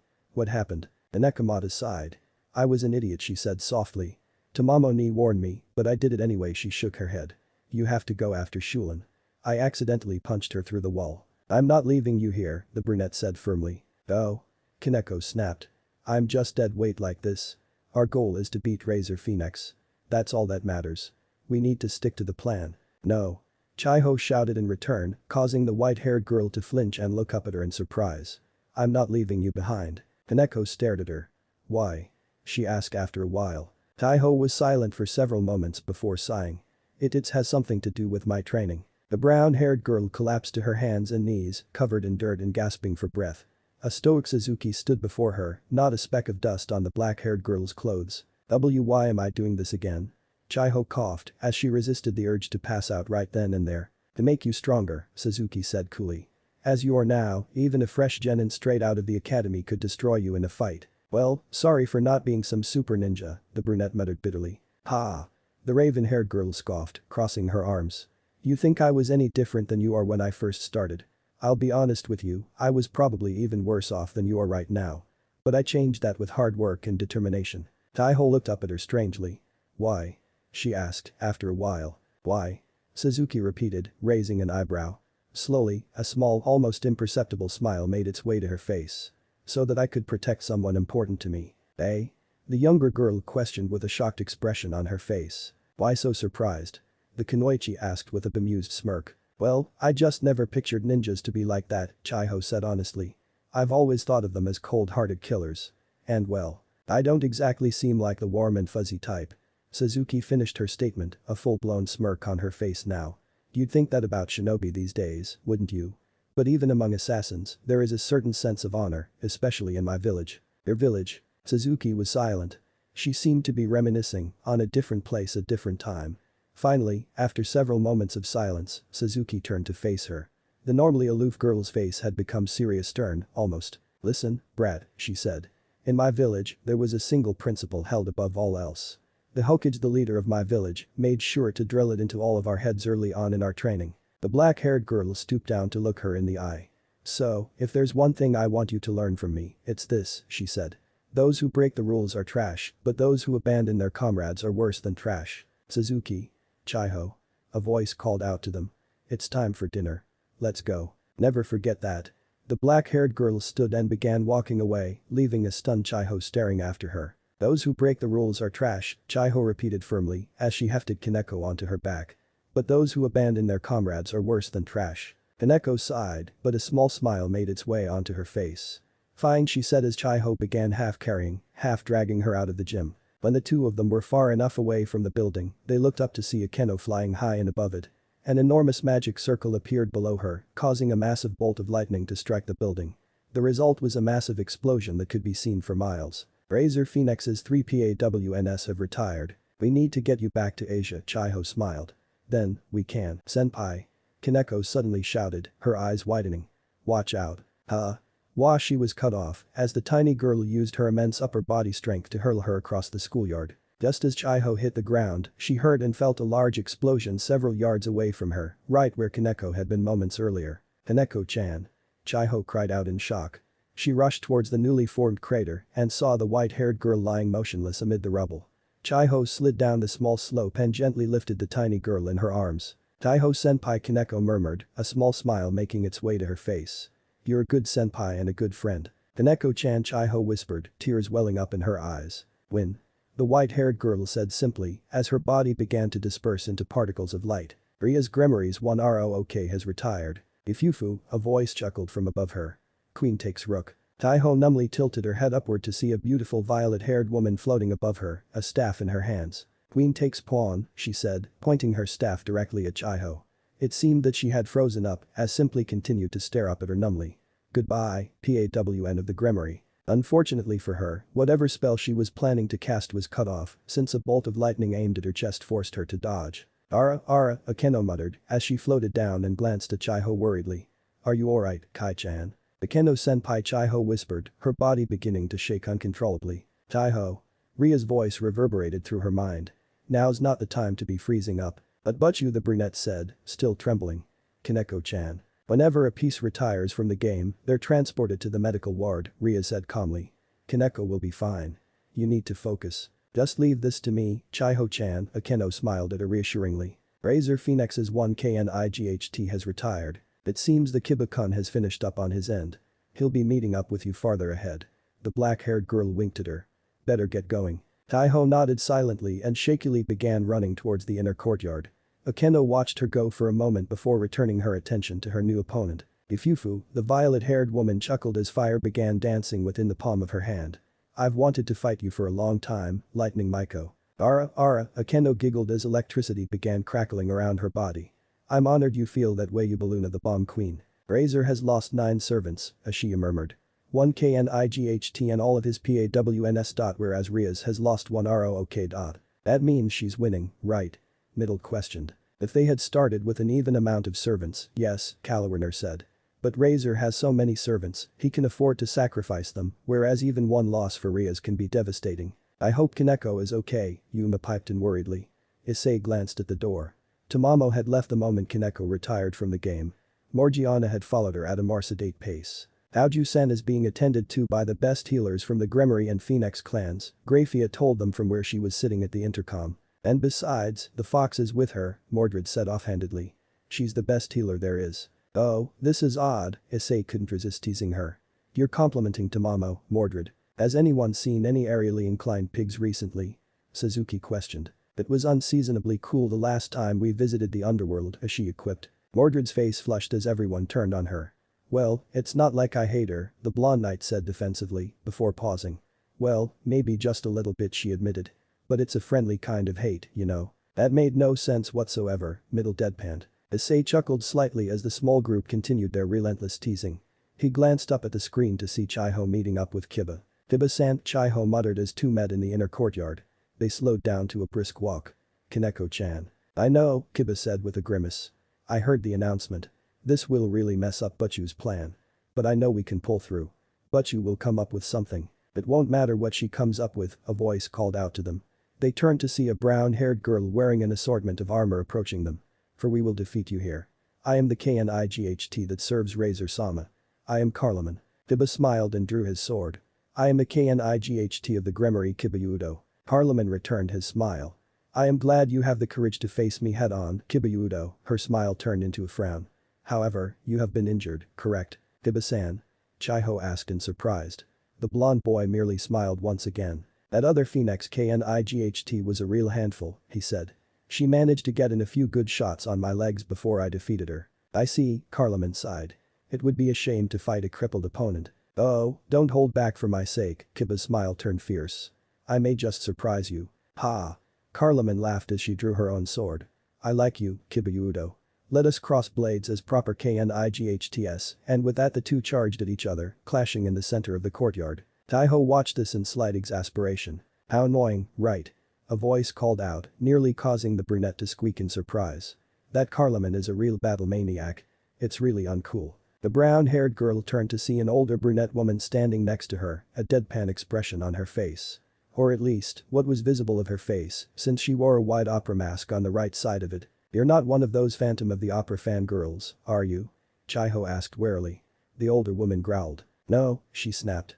Why does everyone ask me that? It's because of that ridiculous mask you wear, Isabella, another voice called out to them. Chiho's eyes widened and she glanced to her left to see a blonde girl with drill-like hair approaching her. Right, Mihi. Indeed, Oju-sama, yet another voice called out. Chiho slowly turned, a sense of dread forming in the pit of her stomach as she saw a black-haired girl in a kimono step out from behind a nearby pillar. There's nothing wrong with my mask. The first girl growled. Taiho meanwhile, let out a small gulp. She had been surrounded by 3 of Razor's servants. If she recalled correctly the current standings correctly, they had to be his 2 BISHOPS and 1 ROOK. The brunette girl vaguely registered the sound of someone grunting as Kiba was forced to leap back and landed next to her. It seems we're outnumbered, the blonde boy murmured as he gingerly felt his injured leg. And outclassed, Chiho whispered in return. A flash of movement in the corner of her eye caught her attention and she turned to see Akeno and Yubaluna still clashing in the sky. But maybe I can even the odds. You have something in mind? Kiba questioned. The girl nodded. I'm going to help Akeno-senpai, Chiho said. Kiba looked at her in surprise. I don't think these girls are going to just let you go to her aid, Chiho-san, the KNIGHT said. That's where you come in, she replied, staring a hole into the back of Yubaluna's head. Can you keep them busy for me? For a short time, yes, the blonde muttered. No more than 5 minutes. Taiho grinned. That's plenty of time. Arg. Akeno cried out in pain as she felt another explosion penetrate her shield. She quickly flapped her wings and flew backwards in an attempt to avoid the brunt of the damage. Once the majority of the blast had been avoided, the black-haired girl took a moment to glare up at her opponent as she used one of her arms to keep her tattered clothing from falling off. Ifufu, Yubaluna chuckled wearily as she gazed down at the younger girl. Her own clothing was in just as bad shape as Akeno's. Both girls had an assortment of scratches and burns, marring their once flawless skin. I wasn't expecting you to pose this much of a challenge, Maiko, the violet-haired woman stated, giving the young priestess an appraising look. You would make a fine addition to Razor-sama's peerage. I'd rather stab myself with a holy sword than serve that pig, Akeno replied disdainfully. That can certainly be arranged, Yubaluna smirked. Word has it you're quite the masochist. Razor-sama has been searching for one to add to his harem. Let me restate that, the black-haired girl muttered, cold fury building up in her voice. Razor Phoenix will never come within 10 feet of me. And after we defeat him, I'll personally ensure that he is never within the same dimension as Butchu. You talk big, the older woman said, watching carefully as Akeno's breathing became more labored the longer their battle dragged on. But you don't seem to be in any shape to back those words up. Ha, Akeno scoffed. You're hardly one to talk. Oh, but aren't I? Yubaluna's smirk turned ice cold before she reached into the gap between her breasts and pulled out a small vial. Akeno's eyes widened upon catching sight of it. You know what this is, don't you? Phoenix tears, the girl whispered. I'm sorry, Maiko, the woman said, a smirk still plastered onto her face. But the game's end now, arg. Yubaluna cut herself off with a shriek of agony as something embedded itself into her hand, forcing her to drop the vial. No. She shrieked as she reached for the falling container. Only for another hand to deftly snatch it out of her grasp. Ara, Akeno purred as she fingered the vial's stopper, a sadistic grin on her face. You should take better care of your possessions, Bomb Queen. Why you but how? Yubaluna finally looked to see what had forced her to drop the vial. It was an arrow, penetrating through her hand completely and emerging on the other side. It seems that you've forgotten, Akeno giggled as she uncorked the vial of phoenix tears and downed the liquid inside with a single gulp. She turned her gaze to the courtyard below and smiled warmly. That this battle is a team effort. Yubaluna followed her gaze to see Sasaki Chiho, glaring at her furiously. A Japanese bow was in her hand, the string still vibrating from her first shot. That girl. The woman shouted incredulously. She's an archer, she immediately attempted to fly out of range, only to find herself stuck in an ironclad grip. Akeno smiled a deceptively sweet smile. Did you think I was going to let you escape? Down in the courtyard, Chiho was preparing for another shot. That one was for hurting Akeno-senpai, the girl murmured as she reached back and drew an arrow from her quiver. Suddenly, her left hand, which was still clasped around her bow, began to glow with a bright green light as boosted gear materialized on her arm. Remember the steps of Kikken, Chiho whispered to herself. Yugami, the readying of the bow. Boost. The Chiyakashi, the raising of the bow. Boost. Boost. Ikuik, drawing of the arrow. Boost. Boost, boost. Shit. Isabella roared as she charged at the girl. We've got to stop her. I don't think so, Kiba intercepted her fist with the flat of his blade. Now, Carloman. The brunette shouted, prompting the brown-haired swordswoman to begin her own assault. However, Kiba foresaw this and immediately removed the pressure from Isabella's fist, surprising her and causing the brunette to lurch forward. The blonde boy then raised his leg and kicked her in the stomach, forcing her away before pivoting on his heel and intercepting Carloman's blade with his own, all within a split second of time. What? The brown-haired swordswoman uttered in shock. How could you move that fast with your injuries? I just spent the better part of the week getting the utter shit beaten out of me by some of the greatest swordsmen in history, Kiba remarked, with a dangerous smile on his face. These injuries are nothing. He forced her blade away and resumed his guard on Chiho, his gaze growing fierce. Come and try me. He snarled. Chiho whispered. Drawing the arrow across the bow to its fullest extent. Boost. This can't seriously be happening, the drill-haired girl muttered as she stared at Chiho incredulously. Boost. No. Yubaluna shrieked as she began to violently struggle against Akeno, but the black-haired girl's grip remained steadfast. No. Boost. Chiho glared up at the violet-haired woman, her body trembling uncontrollably from the sheer amount of power being contained within her small frame. This one is for Kaneko, you bitch. She snarled. Transfer. Nuuo. The violet-haired woman shrieked as Chiho let the arrow fly. With a booming roar, the small projectile suddenly became a whirlwind of red energy as it hurtled at terrifying speed towards the woman. Akeno barely had enough time to escape being caught up in the blast. All she heard was the purple-haired woman shriek in utter agony. Both sides could only look on in awe as Yubaluna was engulfed in a flurry of draconic energies. Finally, when the light died down, they watched in stunned silence as the violet-haired woman's defeated form fell to the ground in an undignified heap. Akeno smiled, floating down to the broken body of Yubaluna, who stared at her through bleary eyes. I'm impressed you managed to survive that, Bomb Queen. I thought you would have died for sure. I can't believe it, the older woman muttered as her body began to disperse into particles of light. Pawn takes queen. Just who was that? That was Sasaki Chiho, second-year high school student, Akeno giggled. And the current Sekiryu, the Red Dragon Emperor. Yubaluna coughed. You had someone like that all along. Indeed, Akeno smiled. You could say she was our secret weapon. Ha, the woman muttered. Her body had almost completely faded away now. It matters not, you cannot defeat Razor-sama. Akeno's eyes narrowed at her. We'll see about that, Bomb Queen. Razor Phoenix's QUEN has retired. We'll see about that. Back in the student council room, the spectators were in a frenzy of excitement. Who knew the brat had it in her? Mordred let out a loud laugh. She never mentioned that she practiced kick'em, Calrener stated, amazement in her voice. Oh, yes, Issei said, a triumphant smile on his face. She's actually quite talented. Unfortunately, several years of being unable to win the national kick'em championships have left her insecure about her own talents. Oh? Indeed, the brunette nodded. She's come in second place 3 years in a row. Apparently she keeps getting beaten by someone from Fuyuki City. The name escapes me. Truly? As she murmured. That person must be a prodigy of sorts. Chai-ho-kun's form is impeccable. Maybe, Mordred grunted, leaning back in her seat. But it looks like all that boosting really took it out of her. Indeed. On the screen, Chai-ho appeared to be barely able to keep herself from collapsing from sheer exhaustion. Issei muttered quietly. This could pose a problem. Asia perked up upon hearing the latest announcement over the intercom. They defeated the enemy Giyuu and she asked in surprise. But of course, Ria smiled, a triumphant look in her eyes. With the Seikryuite on our side, victory is practically assured. The crimson-haired girl stood, causing the younger blonde to turn to her in surprise. But you? Ria's turned to her, a new gleam in her eyes. Let's go, Asia. She commanded. We strike while the iron is hot. It's time we show Razor his place. Are you sure, but you? Asia questioned uneasily. Razor still has some of his most powerful pieces on the field. And they will fall, the Redeed said, her voice absolute. Now, let's go. Yes, but you? Chai-ho took a deep gasping breath as she slowly sank to her knees. Her body still shook from the strain of accumulating so much power within such a short amount of time. Quickly, take her out. The blonde girl shouted. Now. Surprisingly, Carloman was quick to obey her. Hi, Oju-sama. The female KNIGHT quickly charged at the incapacitated girl, only to be intercepted once again by Kiba. The blonde boy grunted as his injured leg was jostled from the clash, but held firm regardless. Out of the corner of his eye he could see Isabella flanking him to reach Chai-ho. From across the courtyard, he saw Mihi murmuring under her breath, water magic beginning to gather and flow around her. Not good, Kiba thought frantically to himself. However, the Phoenix Bishop was forced to abandon her spell and erect a barrier around herself as a bolt of lightning suddenly came crashing down from above.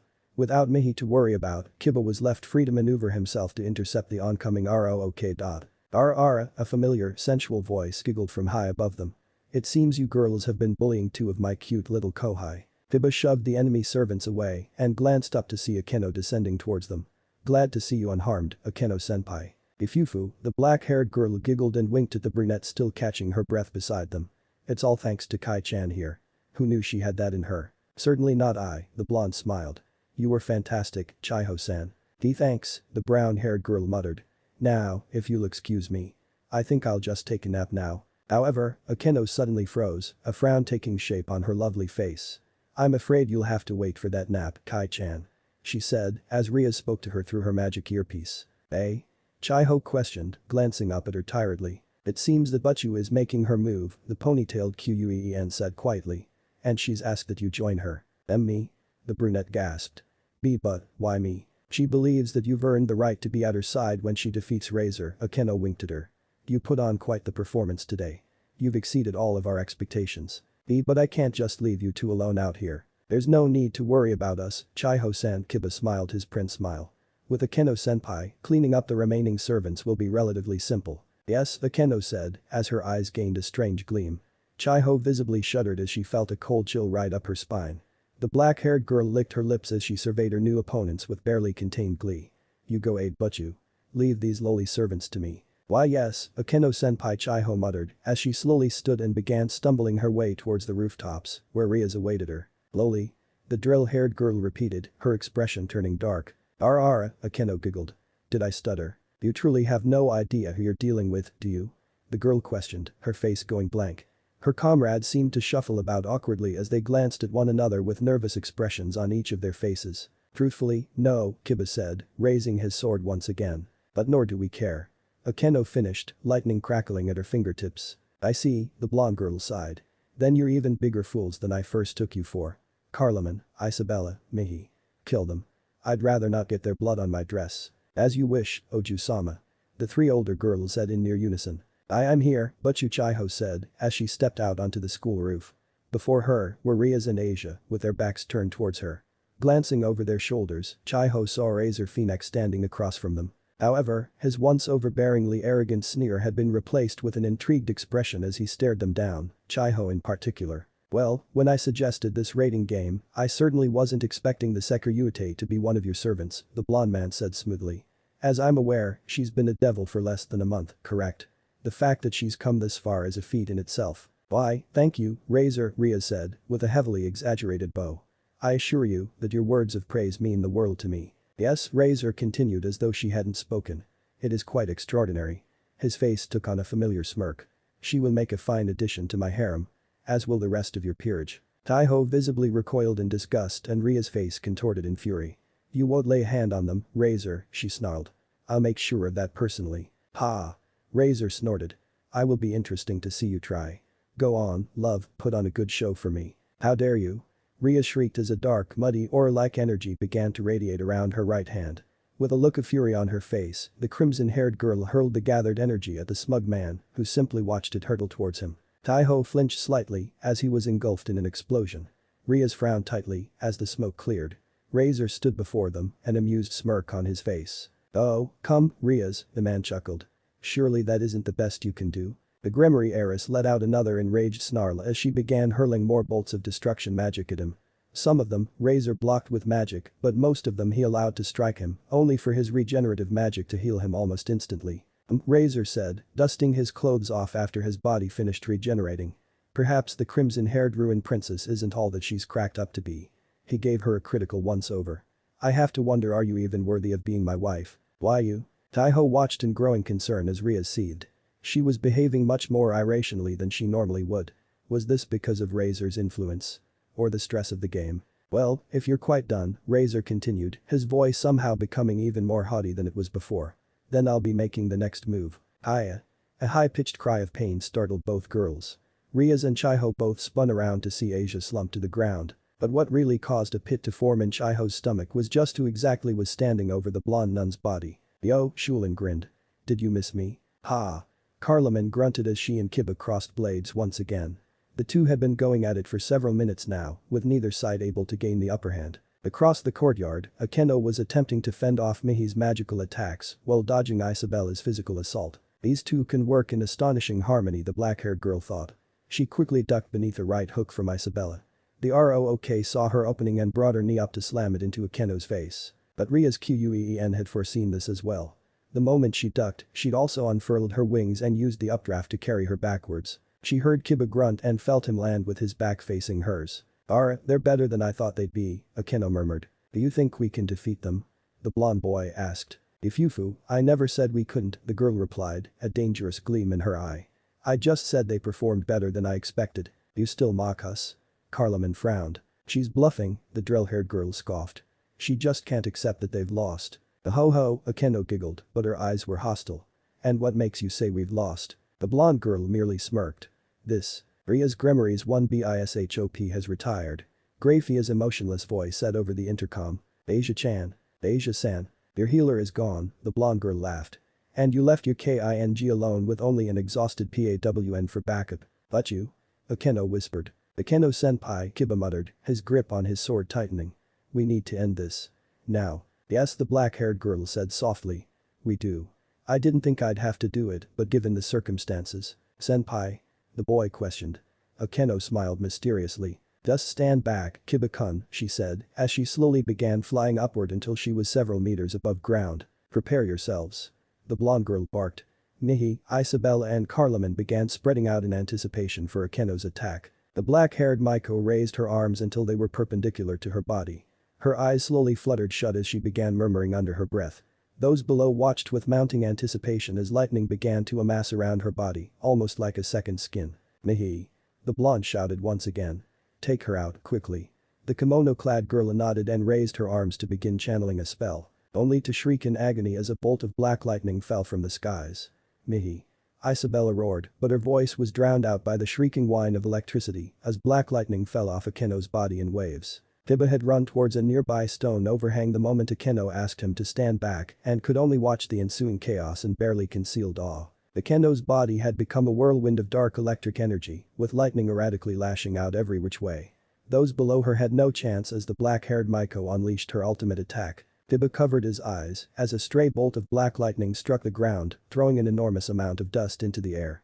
Immediately, the airborne dust was struck by lightning and created gigantic crystalline formations. Finally, after what seemed an eternity, Akeno's attack faded away and the black-haired girl fell to the ground below. "Akeno-senpai." Kiba shouted as he rushed to the older girl's side, carefully weaving his way through the crystal formations. "Ara, Akeno chuckled weakly as he knelt by her side. "I guess I overdid it, huh? What was that?" the blonde boy asked in mild awe. "That is the ultimate technique Ashiya-sensei taught me," she smiled proudly. "The polar opposite of my father's holy lightning. It's called Chaos Bolt." It was amazing, Kiba shook his head with a wry smile. Well, sensei asked that I only use it in emergencies, Akeno coughed. As you can see, I takes up nearly all my power just to use it once. I took them out, right? I think Grafia was just about to announce it. Right on cue, the silver-haired woman's voice spoke over the intercom. Razor Phoenix's 1bishop, rook and knight have retired. Perfect, Kiba smiled. Akeno, however, frowned. Wait, she whispered.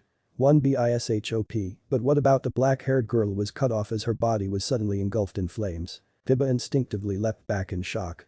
Akeno-senpai. He shouted as the older girl's screams of agony slowly faded away. Ria's Gremory's 1quen has retired. Grafia's voice, somewhat strained, said over the intercom. HMPH, a dark voice scoffed from somewhere above Kiba. The blonde boy looked towards the voice numbly.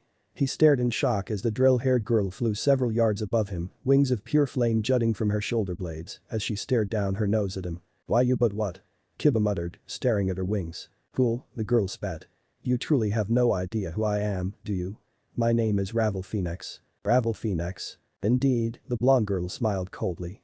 I am a daughter of Clan Phoenix.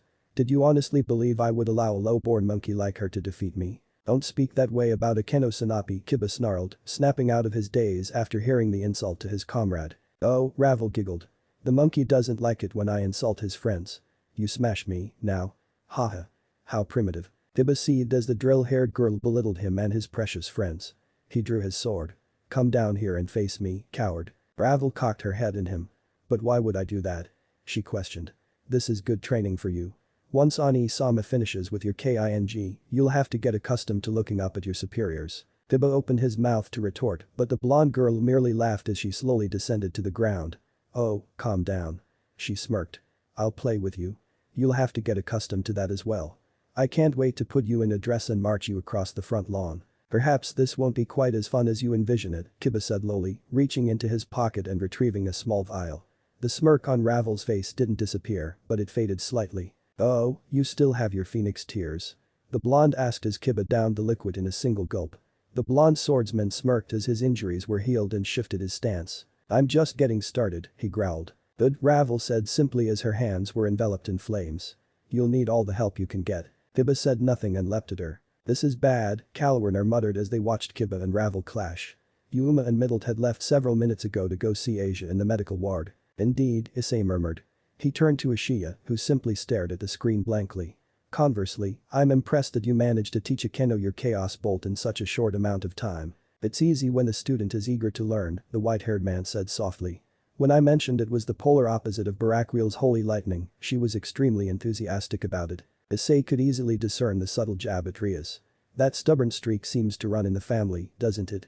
He asked dryly. Her brother was worse, if I recall, Ashiya chuckled slightly. He took a glance at the door, something Issei took note of. Worried about your pupil? He asked. The white-haired man didn't respond. Then go see her. She'll want to see a friendly face when she wakes up. Ashiya shook his head. My place is at your side, Issei-sama. The brunette rolled his eyes. Do I have to force you? He smirked slightly.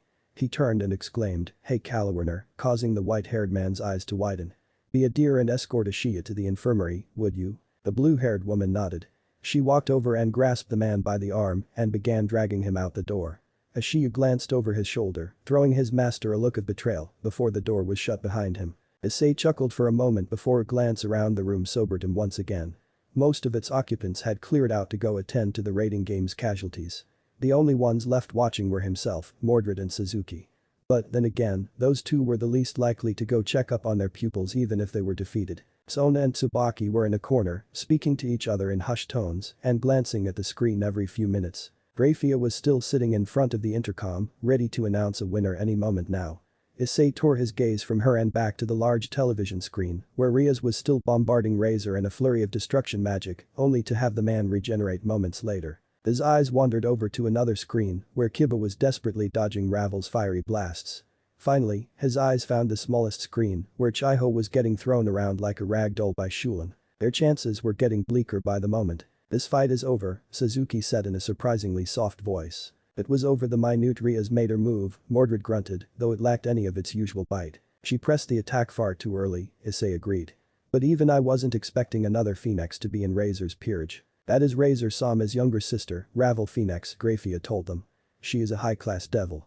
Though she has little experience, her regenerative abilities and skill with pyrokinetics put her on par with Razor's Quen, Ubaluna. Bhfyp turned towards the screens once again and winced.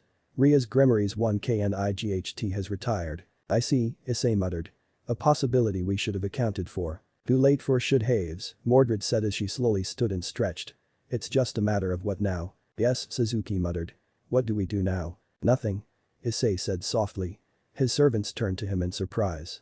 Rias made a deal with the Phoenix clan. She has to uphold her end of the bargain. There's nothing more that I can do for her. So, that's it? Mordred asked, crossing her arms. You're just gonna give up? Believe me, there's nothing more I would like to do than storm in there and defeat Razor myself, he replied, his voice still muted. But I have to consider the consequences of such actions. I've kept myself hidden for thousands of years, Mordred. Rias Grimory's 1PAWN has retired. Is this really worth sending the Underworld and on a greater scale, the entire world, into chaos? Issei asked softly. I care for Rias, but is it really worth the possibility of damning the world to save her? His voice trailed off as Sona and Tsubaki rushed out of the room to get to the infirmary. Didn't stop you from saving Gabriel. Suzuki said. Issei flinched, but the black-haired girl either didn't notice or didn't care. And it didn't stop you from saving any of us, either. Rias Grimory has been defeated. Razor Phoenix wins. I just don't know.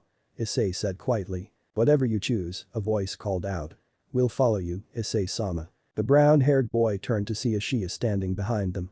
Tamamo stood at his shoulder, sending him an encouraging smile. Morgiana nodded at him solemnly. Kalwerner and Mitlet stood off to the side, waiting for his response. Yuma strode over and gingerly wrapped her arms around his shoulders. We'll support you, too, she said once she pulled away. Issei gazed at them all for a moment before turning to Mordred and Suzuki. Ugh, do you really have to ask? The blonde knight grumbled. The ninja simply shook her head, an amused smirk on her face. Issei chuckled for a moment. Thank you. Well, isn't this a great atmosphere? A voice Issei hadn't heard in quite a while suddenly called out. The brunette turned his gaze towards a red transportation circle as it materialized on the floor. Bhfyp immediately stood and bowed as a tall, red-haired man appeared in the circle, a bright smile on his face. I'm glad I chose just the right moment to show up. He said cheerfully. You damn brat. Issei growled, though his tone was affectionate. Just had to get the last word in, didn't you? Bhfyp turned to him, her gaze livid. You dare. She was silenced, however, by the red-haired man himself. Mayu-sama? She questioned, shocked. Surziches shook his head and chuckled before turning and grinning at him cheekily. It's been a long time, hasn't it, sensei? Chapter 18. Some years ago. Issei carefully observed his student as the crimson-haired boy lazily moved his knight across the board. Behind them, a fire danced in the fireplace, illuminating the room with its glow. Tell me, boy, he began, gesturing towards the chessboard before them. Among these pieces, which is the most important? The king, of course, the young, red-haired man replied with ease. Why do you say that? Once you have lost your king, you have lost the match. And the queen? What about the queen? The queen can move horizontally, vertically, and diagonally as many spaces as she wants. The queen is the most powerful piece on the board. But when you've lost your queen, you are still in the game, Surziches retorted. After a moment, he added, like you and I, really. Issei raised his eyebrows with interest. Go on. My family's status gives me great power and flexibility on the board, whereas you who cannot interfere have next to none. Yet if you were to fall, all would be lost. He emphasized this by capturing his teacher's rook, moving his queen into a vulnerable spot in the process. Are you saying that your loss will not affect the outcome? Issei asked as he captured Surzich's queen with his bishop. You have less power without the queen, the Redede nodded, quickly avenging his fallen piece. But as I said before, you are still in the game. Interesting, the former demon king chuckled. How very interesting. And what are your thoughts, sensei? Surziches drawled, withholding a smirk. Which is the most important piece? At that moment, however, Surziches caught his mistake as Issei moved his pawn into checkmate. Every piece is equally important, he replied. Present, Bhfyp could only stare at the two men in mute shock as they began exchanging pleasantries. It's only been about 50 years, give or take. Issei questioned with a shrug. I believe the last time we were all together was at the end of the Human War, Ashiya remarked. London, I believe. Correct, Tamamo smiled, reaching up on the tips of her toes to ruffle the Redede's hair playfully. Good to see you again, Zeches-chan. Surziches chuckled briefly, a positively radiant smile on his face. Tamamo, he nodded.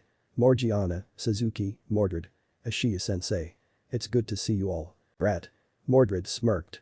Morgiana smiled at the man warmly, while the black-haired ninja merely nodded at him. Wait a moment, Bhfyp said abruptly. Mayu-sama, who are these people? Surziches chuckled, shaking his head in amusement. Grafia, I'd like you to meet my sensei, he said. He has been my mentor since I was just a boy. He goes by many names, but you know him best as our king. Our king? Grafia repeated. Slowly, her eyes began to widen as she turned to the brown-haired boy in shock. You can't possibly mean. The silver-haired maid went silent as her husband leaned forward, dipping his head towards the supposedly younger man in a very formal bow. "Get up, brat." Issei sighed. "I haven't been a king for a long time." He turned towards Grafia, a bemused smile on his face. "Sorry. Grafia, you are his lover, correct? Thank you for taking care of this brat. He can be quite the handful sometimes." The woman merely stood, staring at him with eyes the size of saucers. Finally, after several moments, she seemed to remember herself. In a single fluid motion, she took to one knee, dipping her head towards him submissively. "My king," she whispered. "Please forgive my earlier insolence. It's just, how is this possible?" "I'm afraid it's a very long story," the brunette said wearily. "One I'd rather not tell at the moment. Now, please stand. As I said before, I am no longer a king." "Of course," Grafia murmured. "My apologies." She proceeded to rise and stand behind Surziches, her head still bowed. "Now," Issei began. "As pleasant as this reunion is, I hardly imagine that it's the sole reason for your visit." "Perceptive, as usual." Surziches laughed. "You sure haven't changed, sensei." He was quick to sober, however. "Yes. A reunion was not the only reason I've come to see you, today of all days. I can only presume it has something to do with Ria's engagement." The brown-haired boy questioned. "Or perhaps her performance in the rating game." The former, Surziches nodded. "While her performance was rather underwhelming, it's not the reason I wish to speak with you in private." "Well?" Mordred demanded. "Get on with it, brat." Despite the blonde knight's impatient demands, Surziches took a moment to collect his thoughts. "As you know, Rias is less than thrilled by this engagement," he said after a while. "It wouldn't be a stretch to say that she's appalled by it." "What makes you say that?" Suzuki asked ironically. "Her desperate attempts to escape it through a rating game? Or the frothing, incoherent shrieks of rage as she tried to blow her fiancé up?" Surziches ignored her sarcastic remarks and instead focused on his teacher. "I've tried to protect her, but the elders remain steadfast in their course," he said softly. "The pillars are slowly dying out. The elders are desperate to continue the family lines and the gifts you bestowed upon them." Issei remained silent as Surziches went on. "They insist on binding her to that pig, Razor Phoenix," the red-haired man spat with startling ferocity. "You've seen the way he treats those he sees as inferior.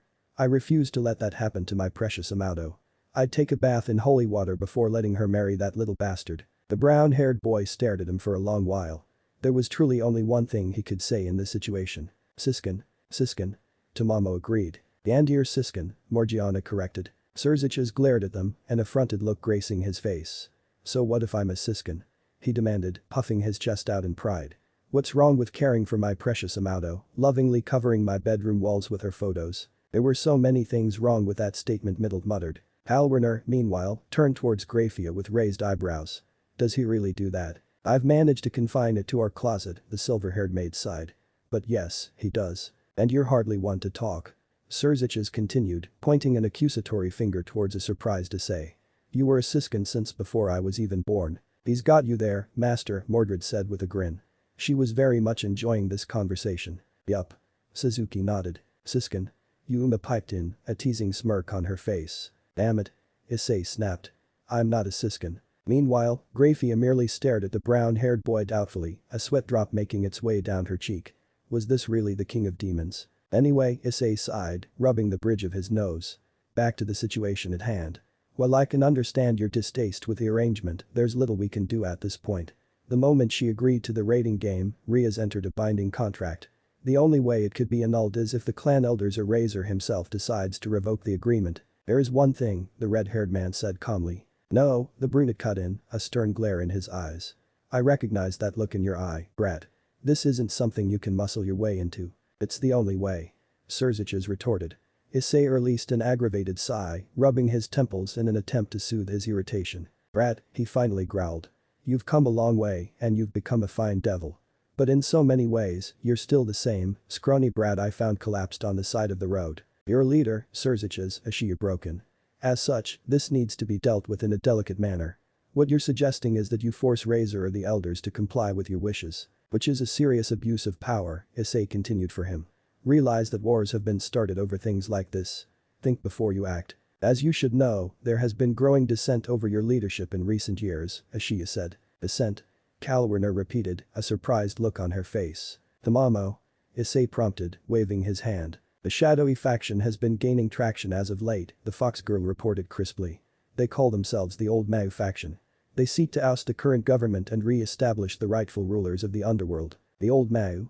Middle tasked incredulously. Do they have anything to do with the Cows Brigade you told us about? Yuma questioned. That, I don't know, Tamamo shook her head. But the fact remains that Izech's-chan plans to coerce the Phoenix clan into annulling the marriage. The Old Mau faction would use it as a catalyst to incite rebellion against the current Mau, Kalwarner said, realization dawning on her face. And of course, there are still those who support the current government, Issei explained. Which would throw the underworld into civil war once again, Issei finished, an unamused scowl on his face. I am aware of this, Suzume said calmly. And? The brunette demanded. Are you really willing to drag your people into another bloody war? If it means saving Rias, the red-haired man said, his voice resolute. Then, yes. Issei just stared at him incredulously. You just don't get it, do you? I get it just fine, sensei, Suzume said. I'm just doing what I believe is right. You should understand. After all, you're the one that taught me to always follow my heart because you've got a heart of gold, Issei finished for him with a sigh, rubbing his forehead wearily. But I also remember telling you that you've got a head full of lead. Perhaps not as full of lead as you think, sensei, Suzume offered with a chuckle. Because the way I see things, we have a second option.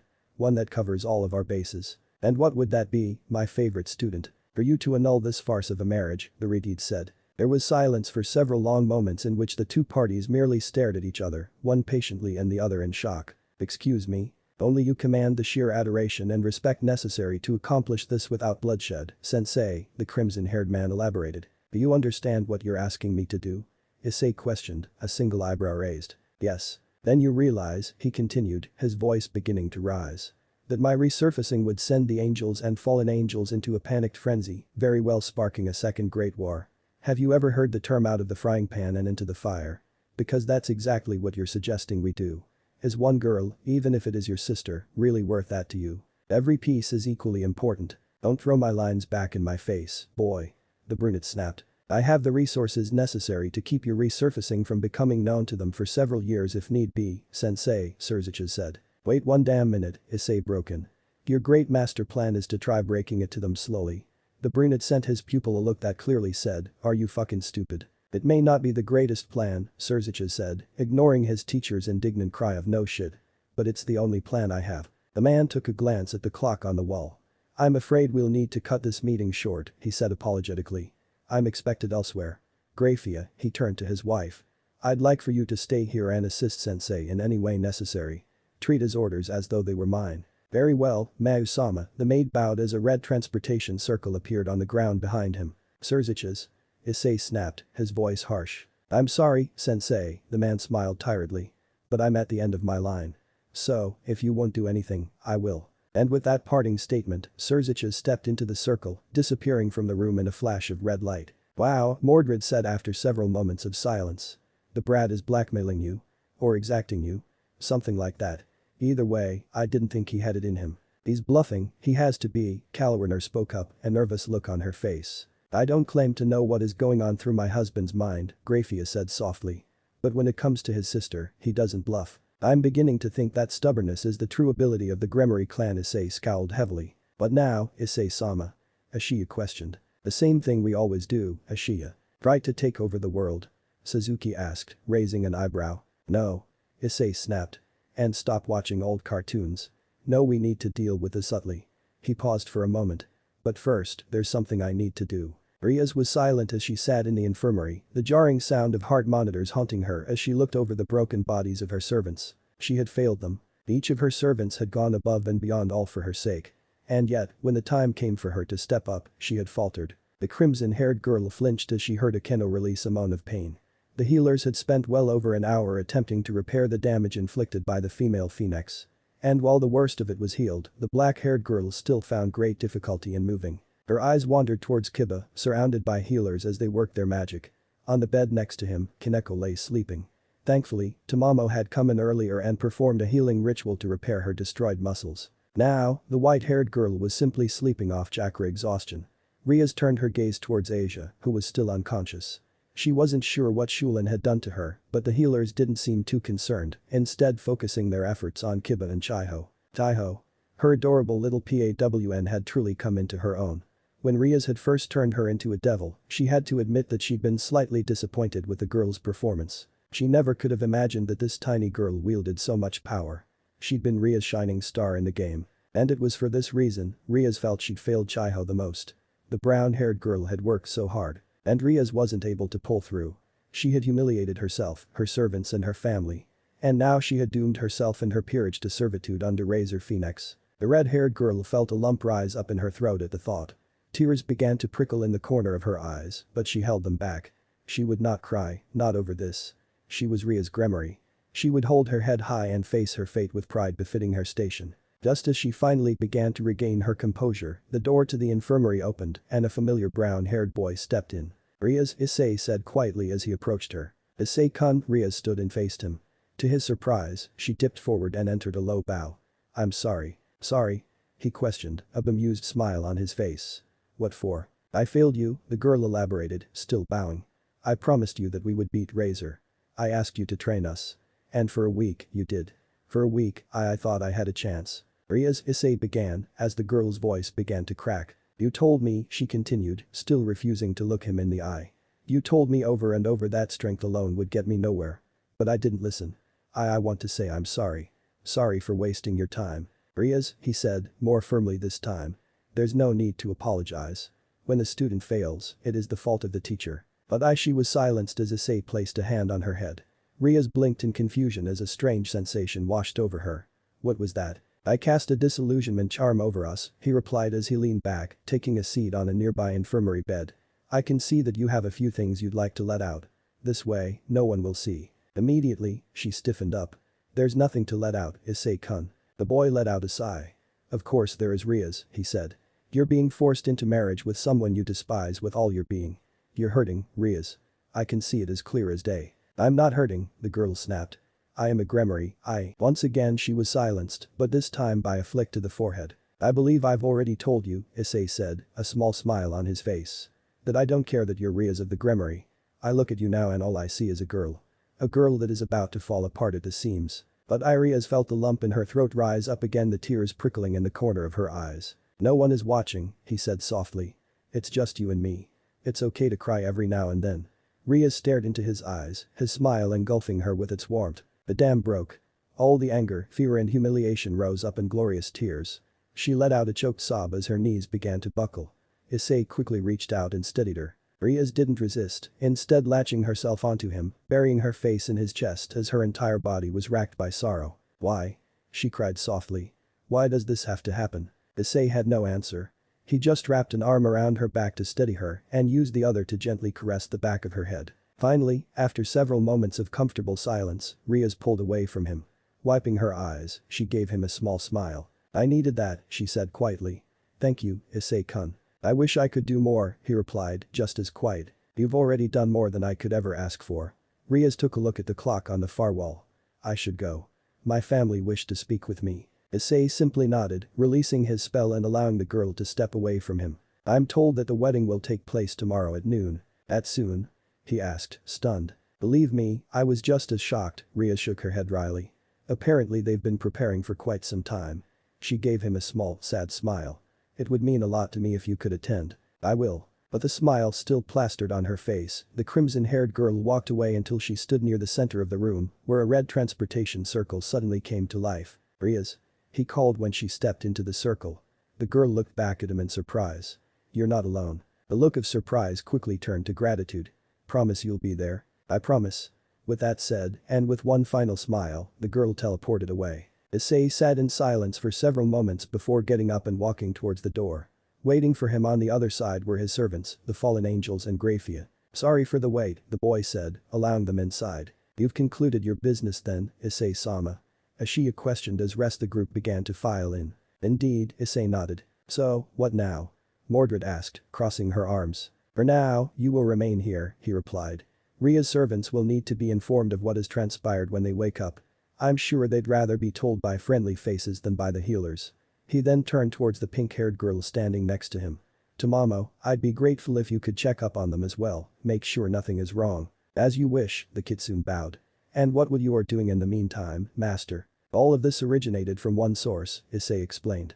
Ashiya and I will be confronting the source. May I ask how you intend to do this, Mayu-sama? Grafia questioned. That's where you come in, Grafia, the brown-haired boy smiled. I need you to take us to Castle Gremory. Gremory was a name that was well known throughout the underworld. They were known for their great power, and with that power came great wealth and prestige.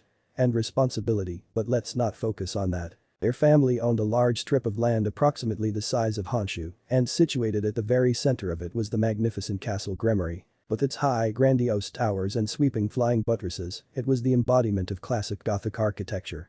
And while its exterior was certainly glorious to behold, its interior was just as magnificent. Ornate stained glass windows illuminated its richly decorated rooms and hallways with dappled light. It was through one of these hallways that a woman made her way towards her bedchambers. Gorgeous. This was the only word to describe her as she elegantly glided through the halls. She had long fiery hair that cascaded past her hips and framed a heart-shaped face. Bright crimson eyes reflected the fading light as the sun slowly set on the horizon. The woman wore an elaborate black robe with a long, sweeping cape. On her feet was a pair of black boots and on her arms, elbow-length gloves. And adorning her hair was a crown that resembled a pair of bat wings. Rounding a corner, the woman came across two maids chatting in the hallway. Immediately, her beautiful face was marred with a sneer. Lazing about, are we? Her voice was calm, but it had the desired effect. The two females let out a panicked squeak before bowing to her. Mistress. They cried in unison. It's not that, we were just. Were this any other day, I'd have you flogged. Mistress, please. Silence. The two immediately quieted, visibly shaking in fear. Thankfully for you, I am in a forgiving mood. Mistress. Get out of my sight. Not even sparing them a second glance, the woman glided past them towards her room. Once she was out of sight, the two maids let out a relieved sigh. That was close, one of them said. I thought she'd beat us where we stood, her friend shuddered. I wonder why she was so forgiving today. Haven't you heard? Lady Ria's lost her rating game. She'll be wed to Razor Phoenix in less than 24 hours. Really? No wonder. She's been trying to set them up for years now. Poor girl.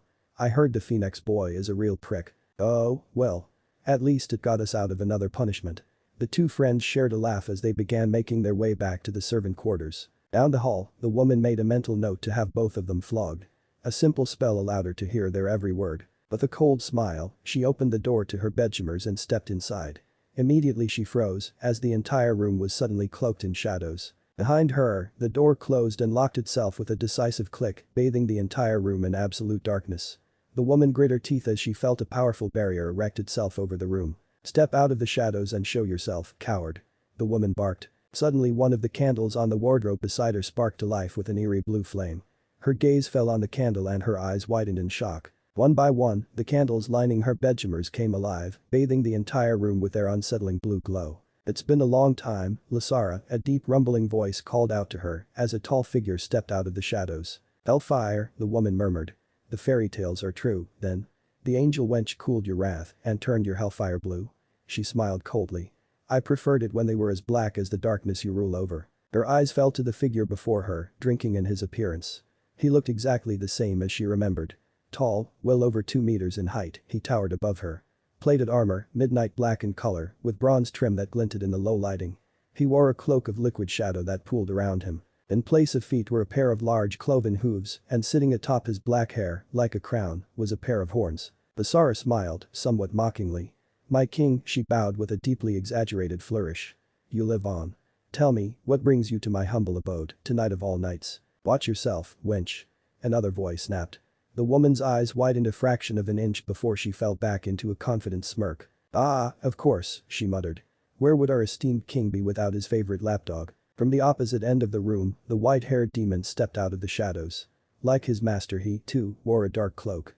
It draped across his shoulders, concealing his form from her critical eyes. However, from beneath the cloak, an enormous scorpion-like tail rose up, twitching towards her in anticipation.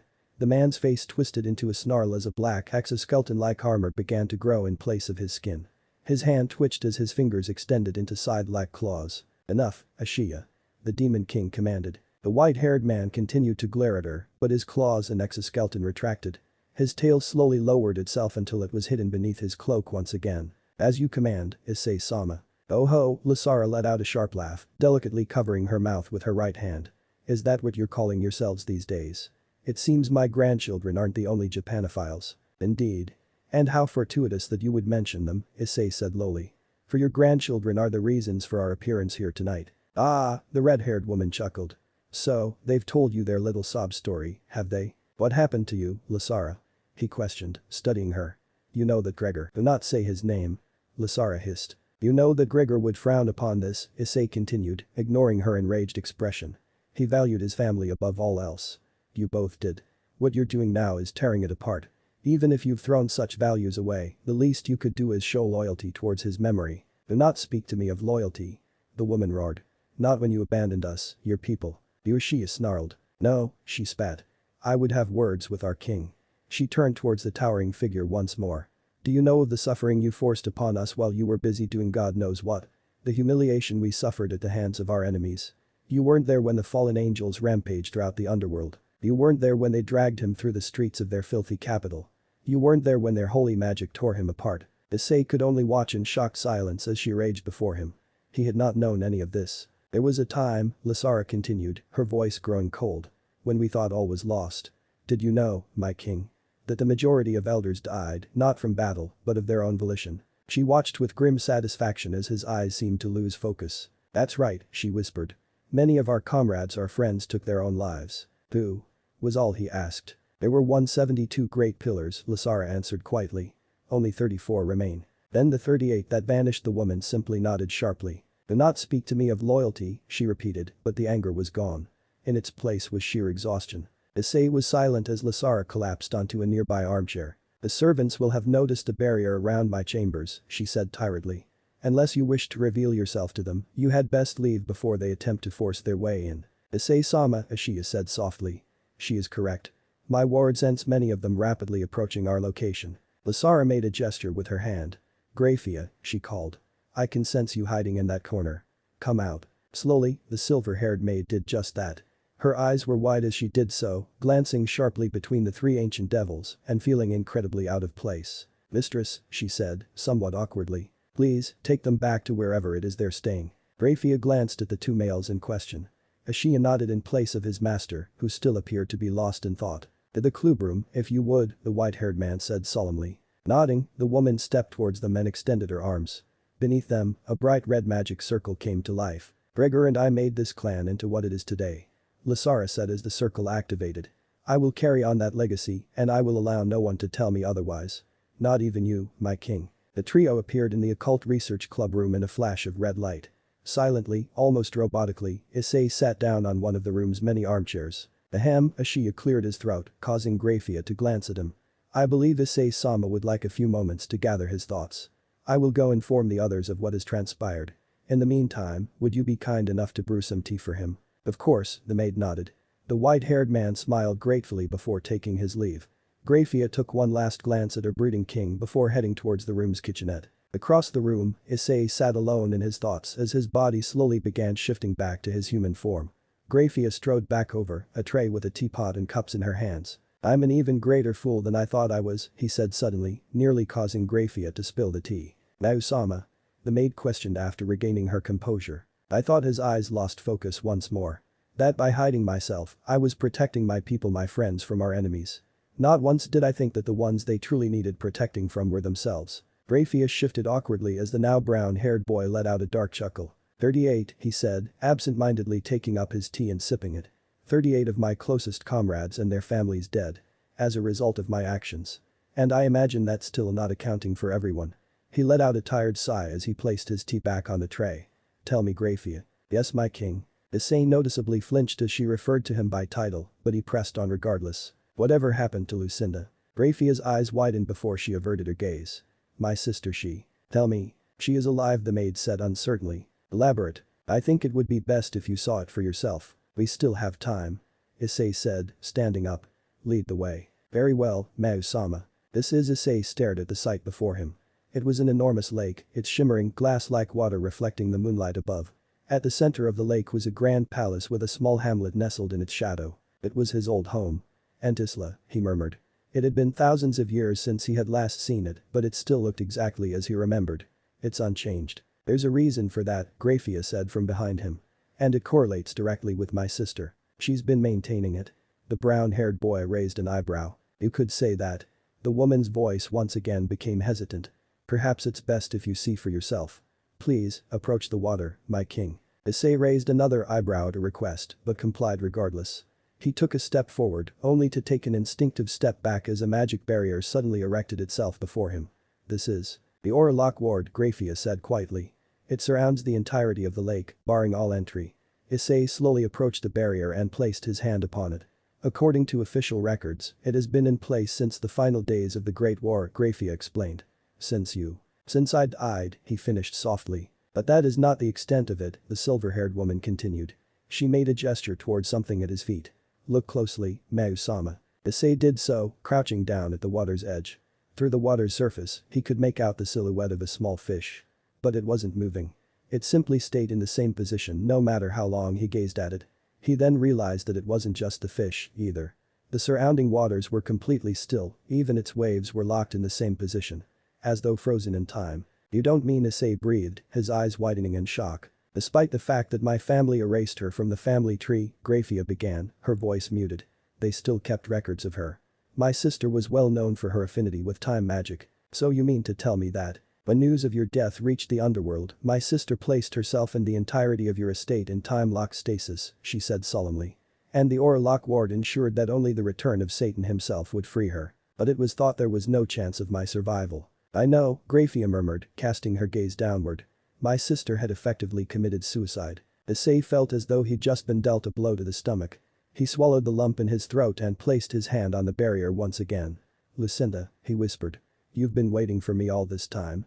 His eyes slowly shut as he extended his aura forward. Immediately, he felt the barrier waver as it resonated with him. Finally, with a great crash, the barrier shattered. The two devils were greeted by the sound of waves as time resumed its normal course over the lake. Mayu-sama? Grafia questioned. He didn't acknowledge her. Suddenly, his long cloak came to life, springing up and forming an enormous pair of bat-like wings. With a single, powerful downward thrust, he was sent rocketing forward. He vaguely registered Grafia's alarmed shout as he took off toward the palace, but he disregarded it. He reached the palace portcullis in a matter of seconds and pried them open with his bare hands. Making his way into the grand entrance hall, he wasted no time on the black marble staircase, instead flying over it and towards the audience chamber above. Landing, he threw the doors open only to immediately freeze at the sight before him. There she was. Sitting atop his old throne, eyes closed, was one of his oldest servants. Slowly, he approached her, taking care not to make too much noise. With every step, he drank in her appearance. She looked exactly as he recalled her. The woman's luster silver hair fell to her shoulders, framing her delicate face perfectly. And though they were still closed, he knew her eyes were the same striking blue he remembered. Dressed in nothing but a dark cloak, her thin, pale figure looked so fragile sitting there atop his grand throne. Finally, he reached her and gently cradled her face in his hands. Slowly, tiredly, her eyes fluttered open. Master? It's me, Lucinda, he said softly. I'm here. You came back, she whispered. I knew you would. It's alright, just relax. You're still weak from being in stasis. Master? Sleep, Lucinda, Issei said, smiling softly. I'll be here when you wake up. With a tired nod, the woman fell quiet once again, the only audible noise being her slow, rhythmic breathing. Issei gently shifted her into a princess carry and stood once again. The sound of heels clicking behind him alerted him to Grafia's presence. Mayu-sama? She asked hesitantly, gazing at the woman in his arms. Is that her? It is. Issei nodded with a nostalgic smile on his face. I can see why you were so taken aback when we first met, Grafia noted. We look shockingly similar. Almost identical. Indeed, he said, shaking his head in wry amusement. Come here. I'm going to transport us to our apartment. She did so and in a flash of blue light, she suddenly found herself surrounded by several familiar faces. Welcome back, Issei-sama, as she greeted them. His eyes widened, however, upon seeing the woman in his arms. Is that? Yes, the boy nodded. It's Lucinda. The Mamo immediately sat up in alarm. She's weak, she said worriedly. Very weak. Her Kai is barely detectable. What happened to her? She just spent the last few thousand years in time-locked stasis, Issei replied as he gently laid her down on a futon. You're kidding, the fox girl blurted out incredulously. Do you realize the kind of magical fortitude you'd need to create and live in a stasis field that powerful? Yes, I do, he said before turning to his lieutenant. Ashiya, we still have spare identification papers, correct? Correct, Issei-sama. The white-haired man nodded. Do you wish for me to create a new identity for her? Yes, the brunette said. Oh, right. he added as the white-haired man walked off. Tamamo. He faced the fox girl with a look of exasperation on his face. Make sure he doesn't pick a stupid name. Got it? She grinned before bouncing off to go assist the white-haired man. Suzume, Issei called. Could you go gather Yuma and the other fallen angels? Emi and her entourage as well. Alright. The ninja nodded before disappearing in a swirl of leaves. Mordred, clean up those leaves. What the hell? She protested. Why should I? Please? He asked. For me? The blonde knight let out a loud swear but went to retrieve the dustpan regardless, muttering obscenities about the black-haired girl all the while. Issei just shook his head in bemusement while Grafia watched in pensive silence. Admittedly, she'd been skeptical when her husband had introduced him as the Demon King, but after witnessing everything today, there was no longer any doubt in her mind. Nausama. She spoke up softly. I imagine you have much to ponder on. If you wish, I will look after my sister in your place. Issei glanced at her for a moment before nodding.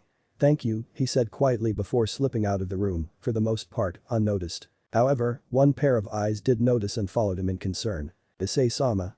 A soft voice called out. The brown-haired boy, who'd been busy gazing at the stars above, turned towards the voice in surprise. Morgiana? He questioned as the red-haired girl flew up to the apartment rooftop to join him. Uncle Ishiya told us what happened, the red-haired girl said quietly, retracting her wings. About what you discovered. I'm a fool, Morgiana, Issei chuckled softly. The king of demons, ha. The fool king is more appropriate. I thought what I was doing was for the best but truly, who knows what is best? Not my brother, and certainly not I. Issei-sama. They revere me as a god, he continued. But the truth is, I am no different from them. I'm a person, just as you and the others are. I make mistakes, I get discouraged, and sometimes, I give up. I feel emotions, just like anyone else. Anger, happiness, love, hate, fear. Are you scared now? She asked quietly. I am, Issei nodded. More than you could possibly imagine. Things are escalating out of control. I'll admit that part of me regrets ever coming to Japan, but as bad as all this is, it's made me realize something. Realize what? That all this time, well, I told myself that I was protecting them, I was running. He smiled wryly. Like a coward, I secluded myself from the people who needed me most. Even now, I don't know why I did it. Perhaps I'd just come to enjoy my freedom, perhaps I just got tired of fighting, running from my responsibilities. They fell into silence as Issei trailed off.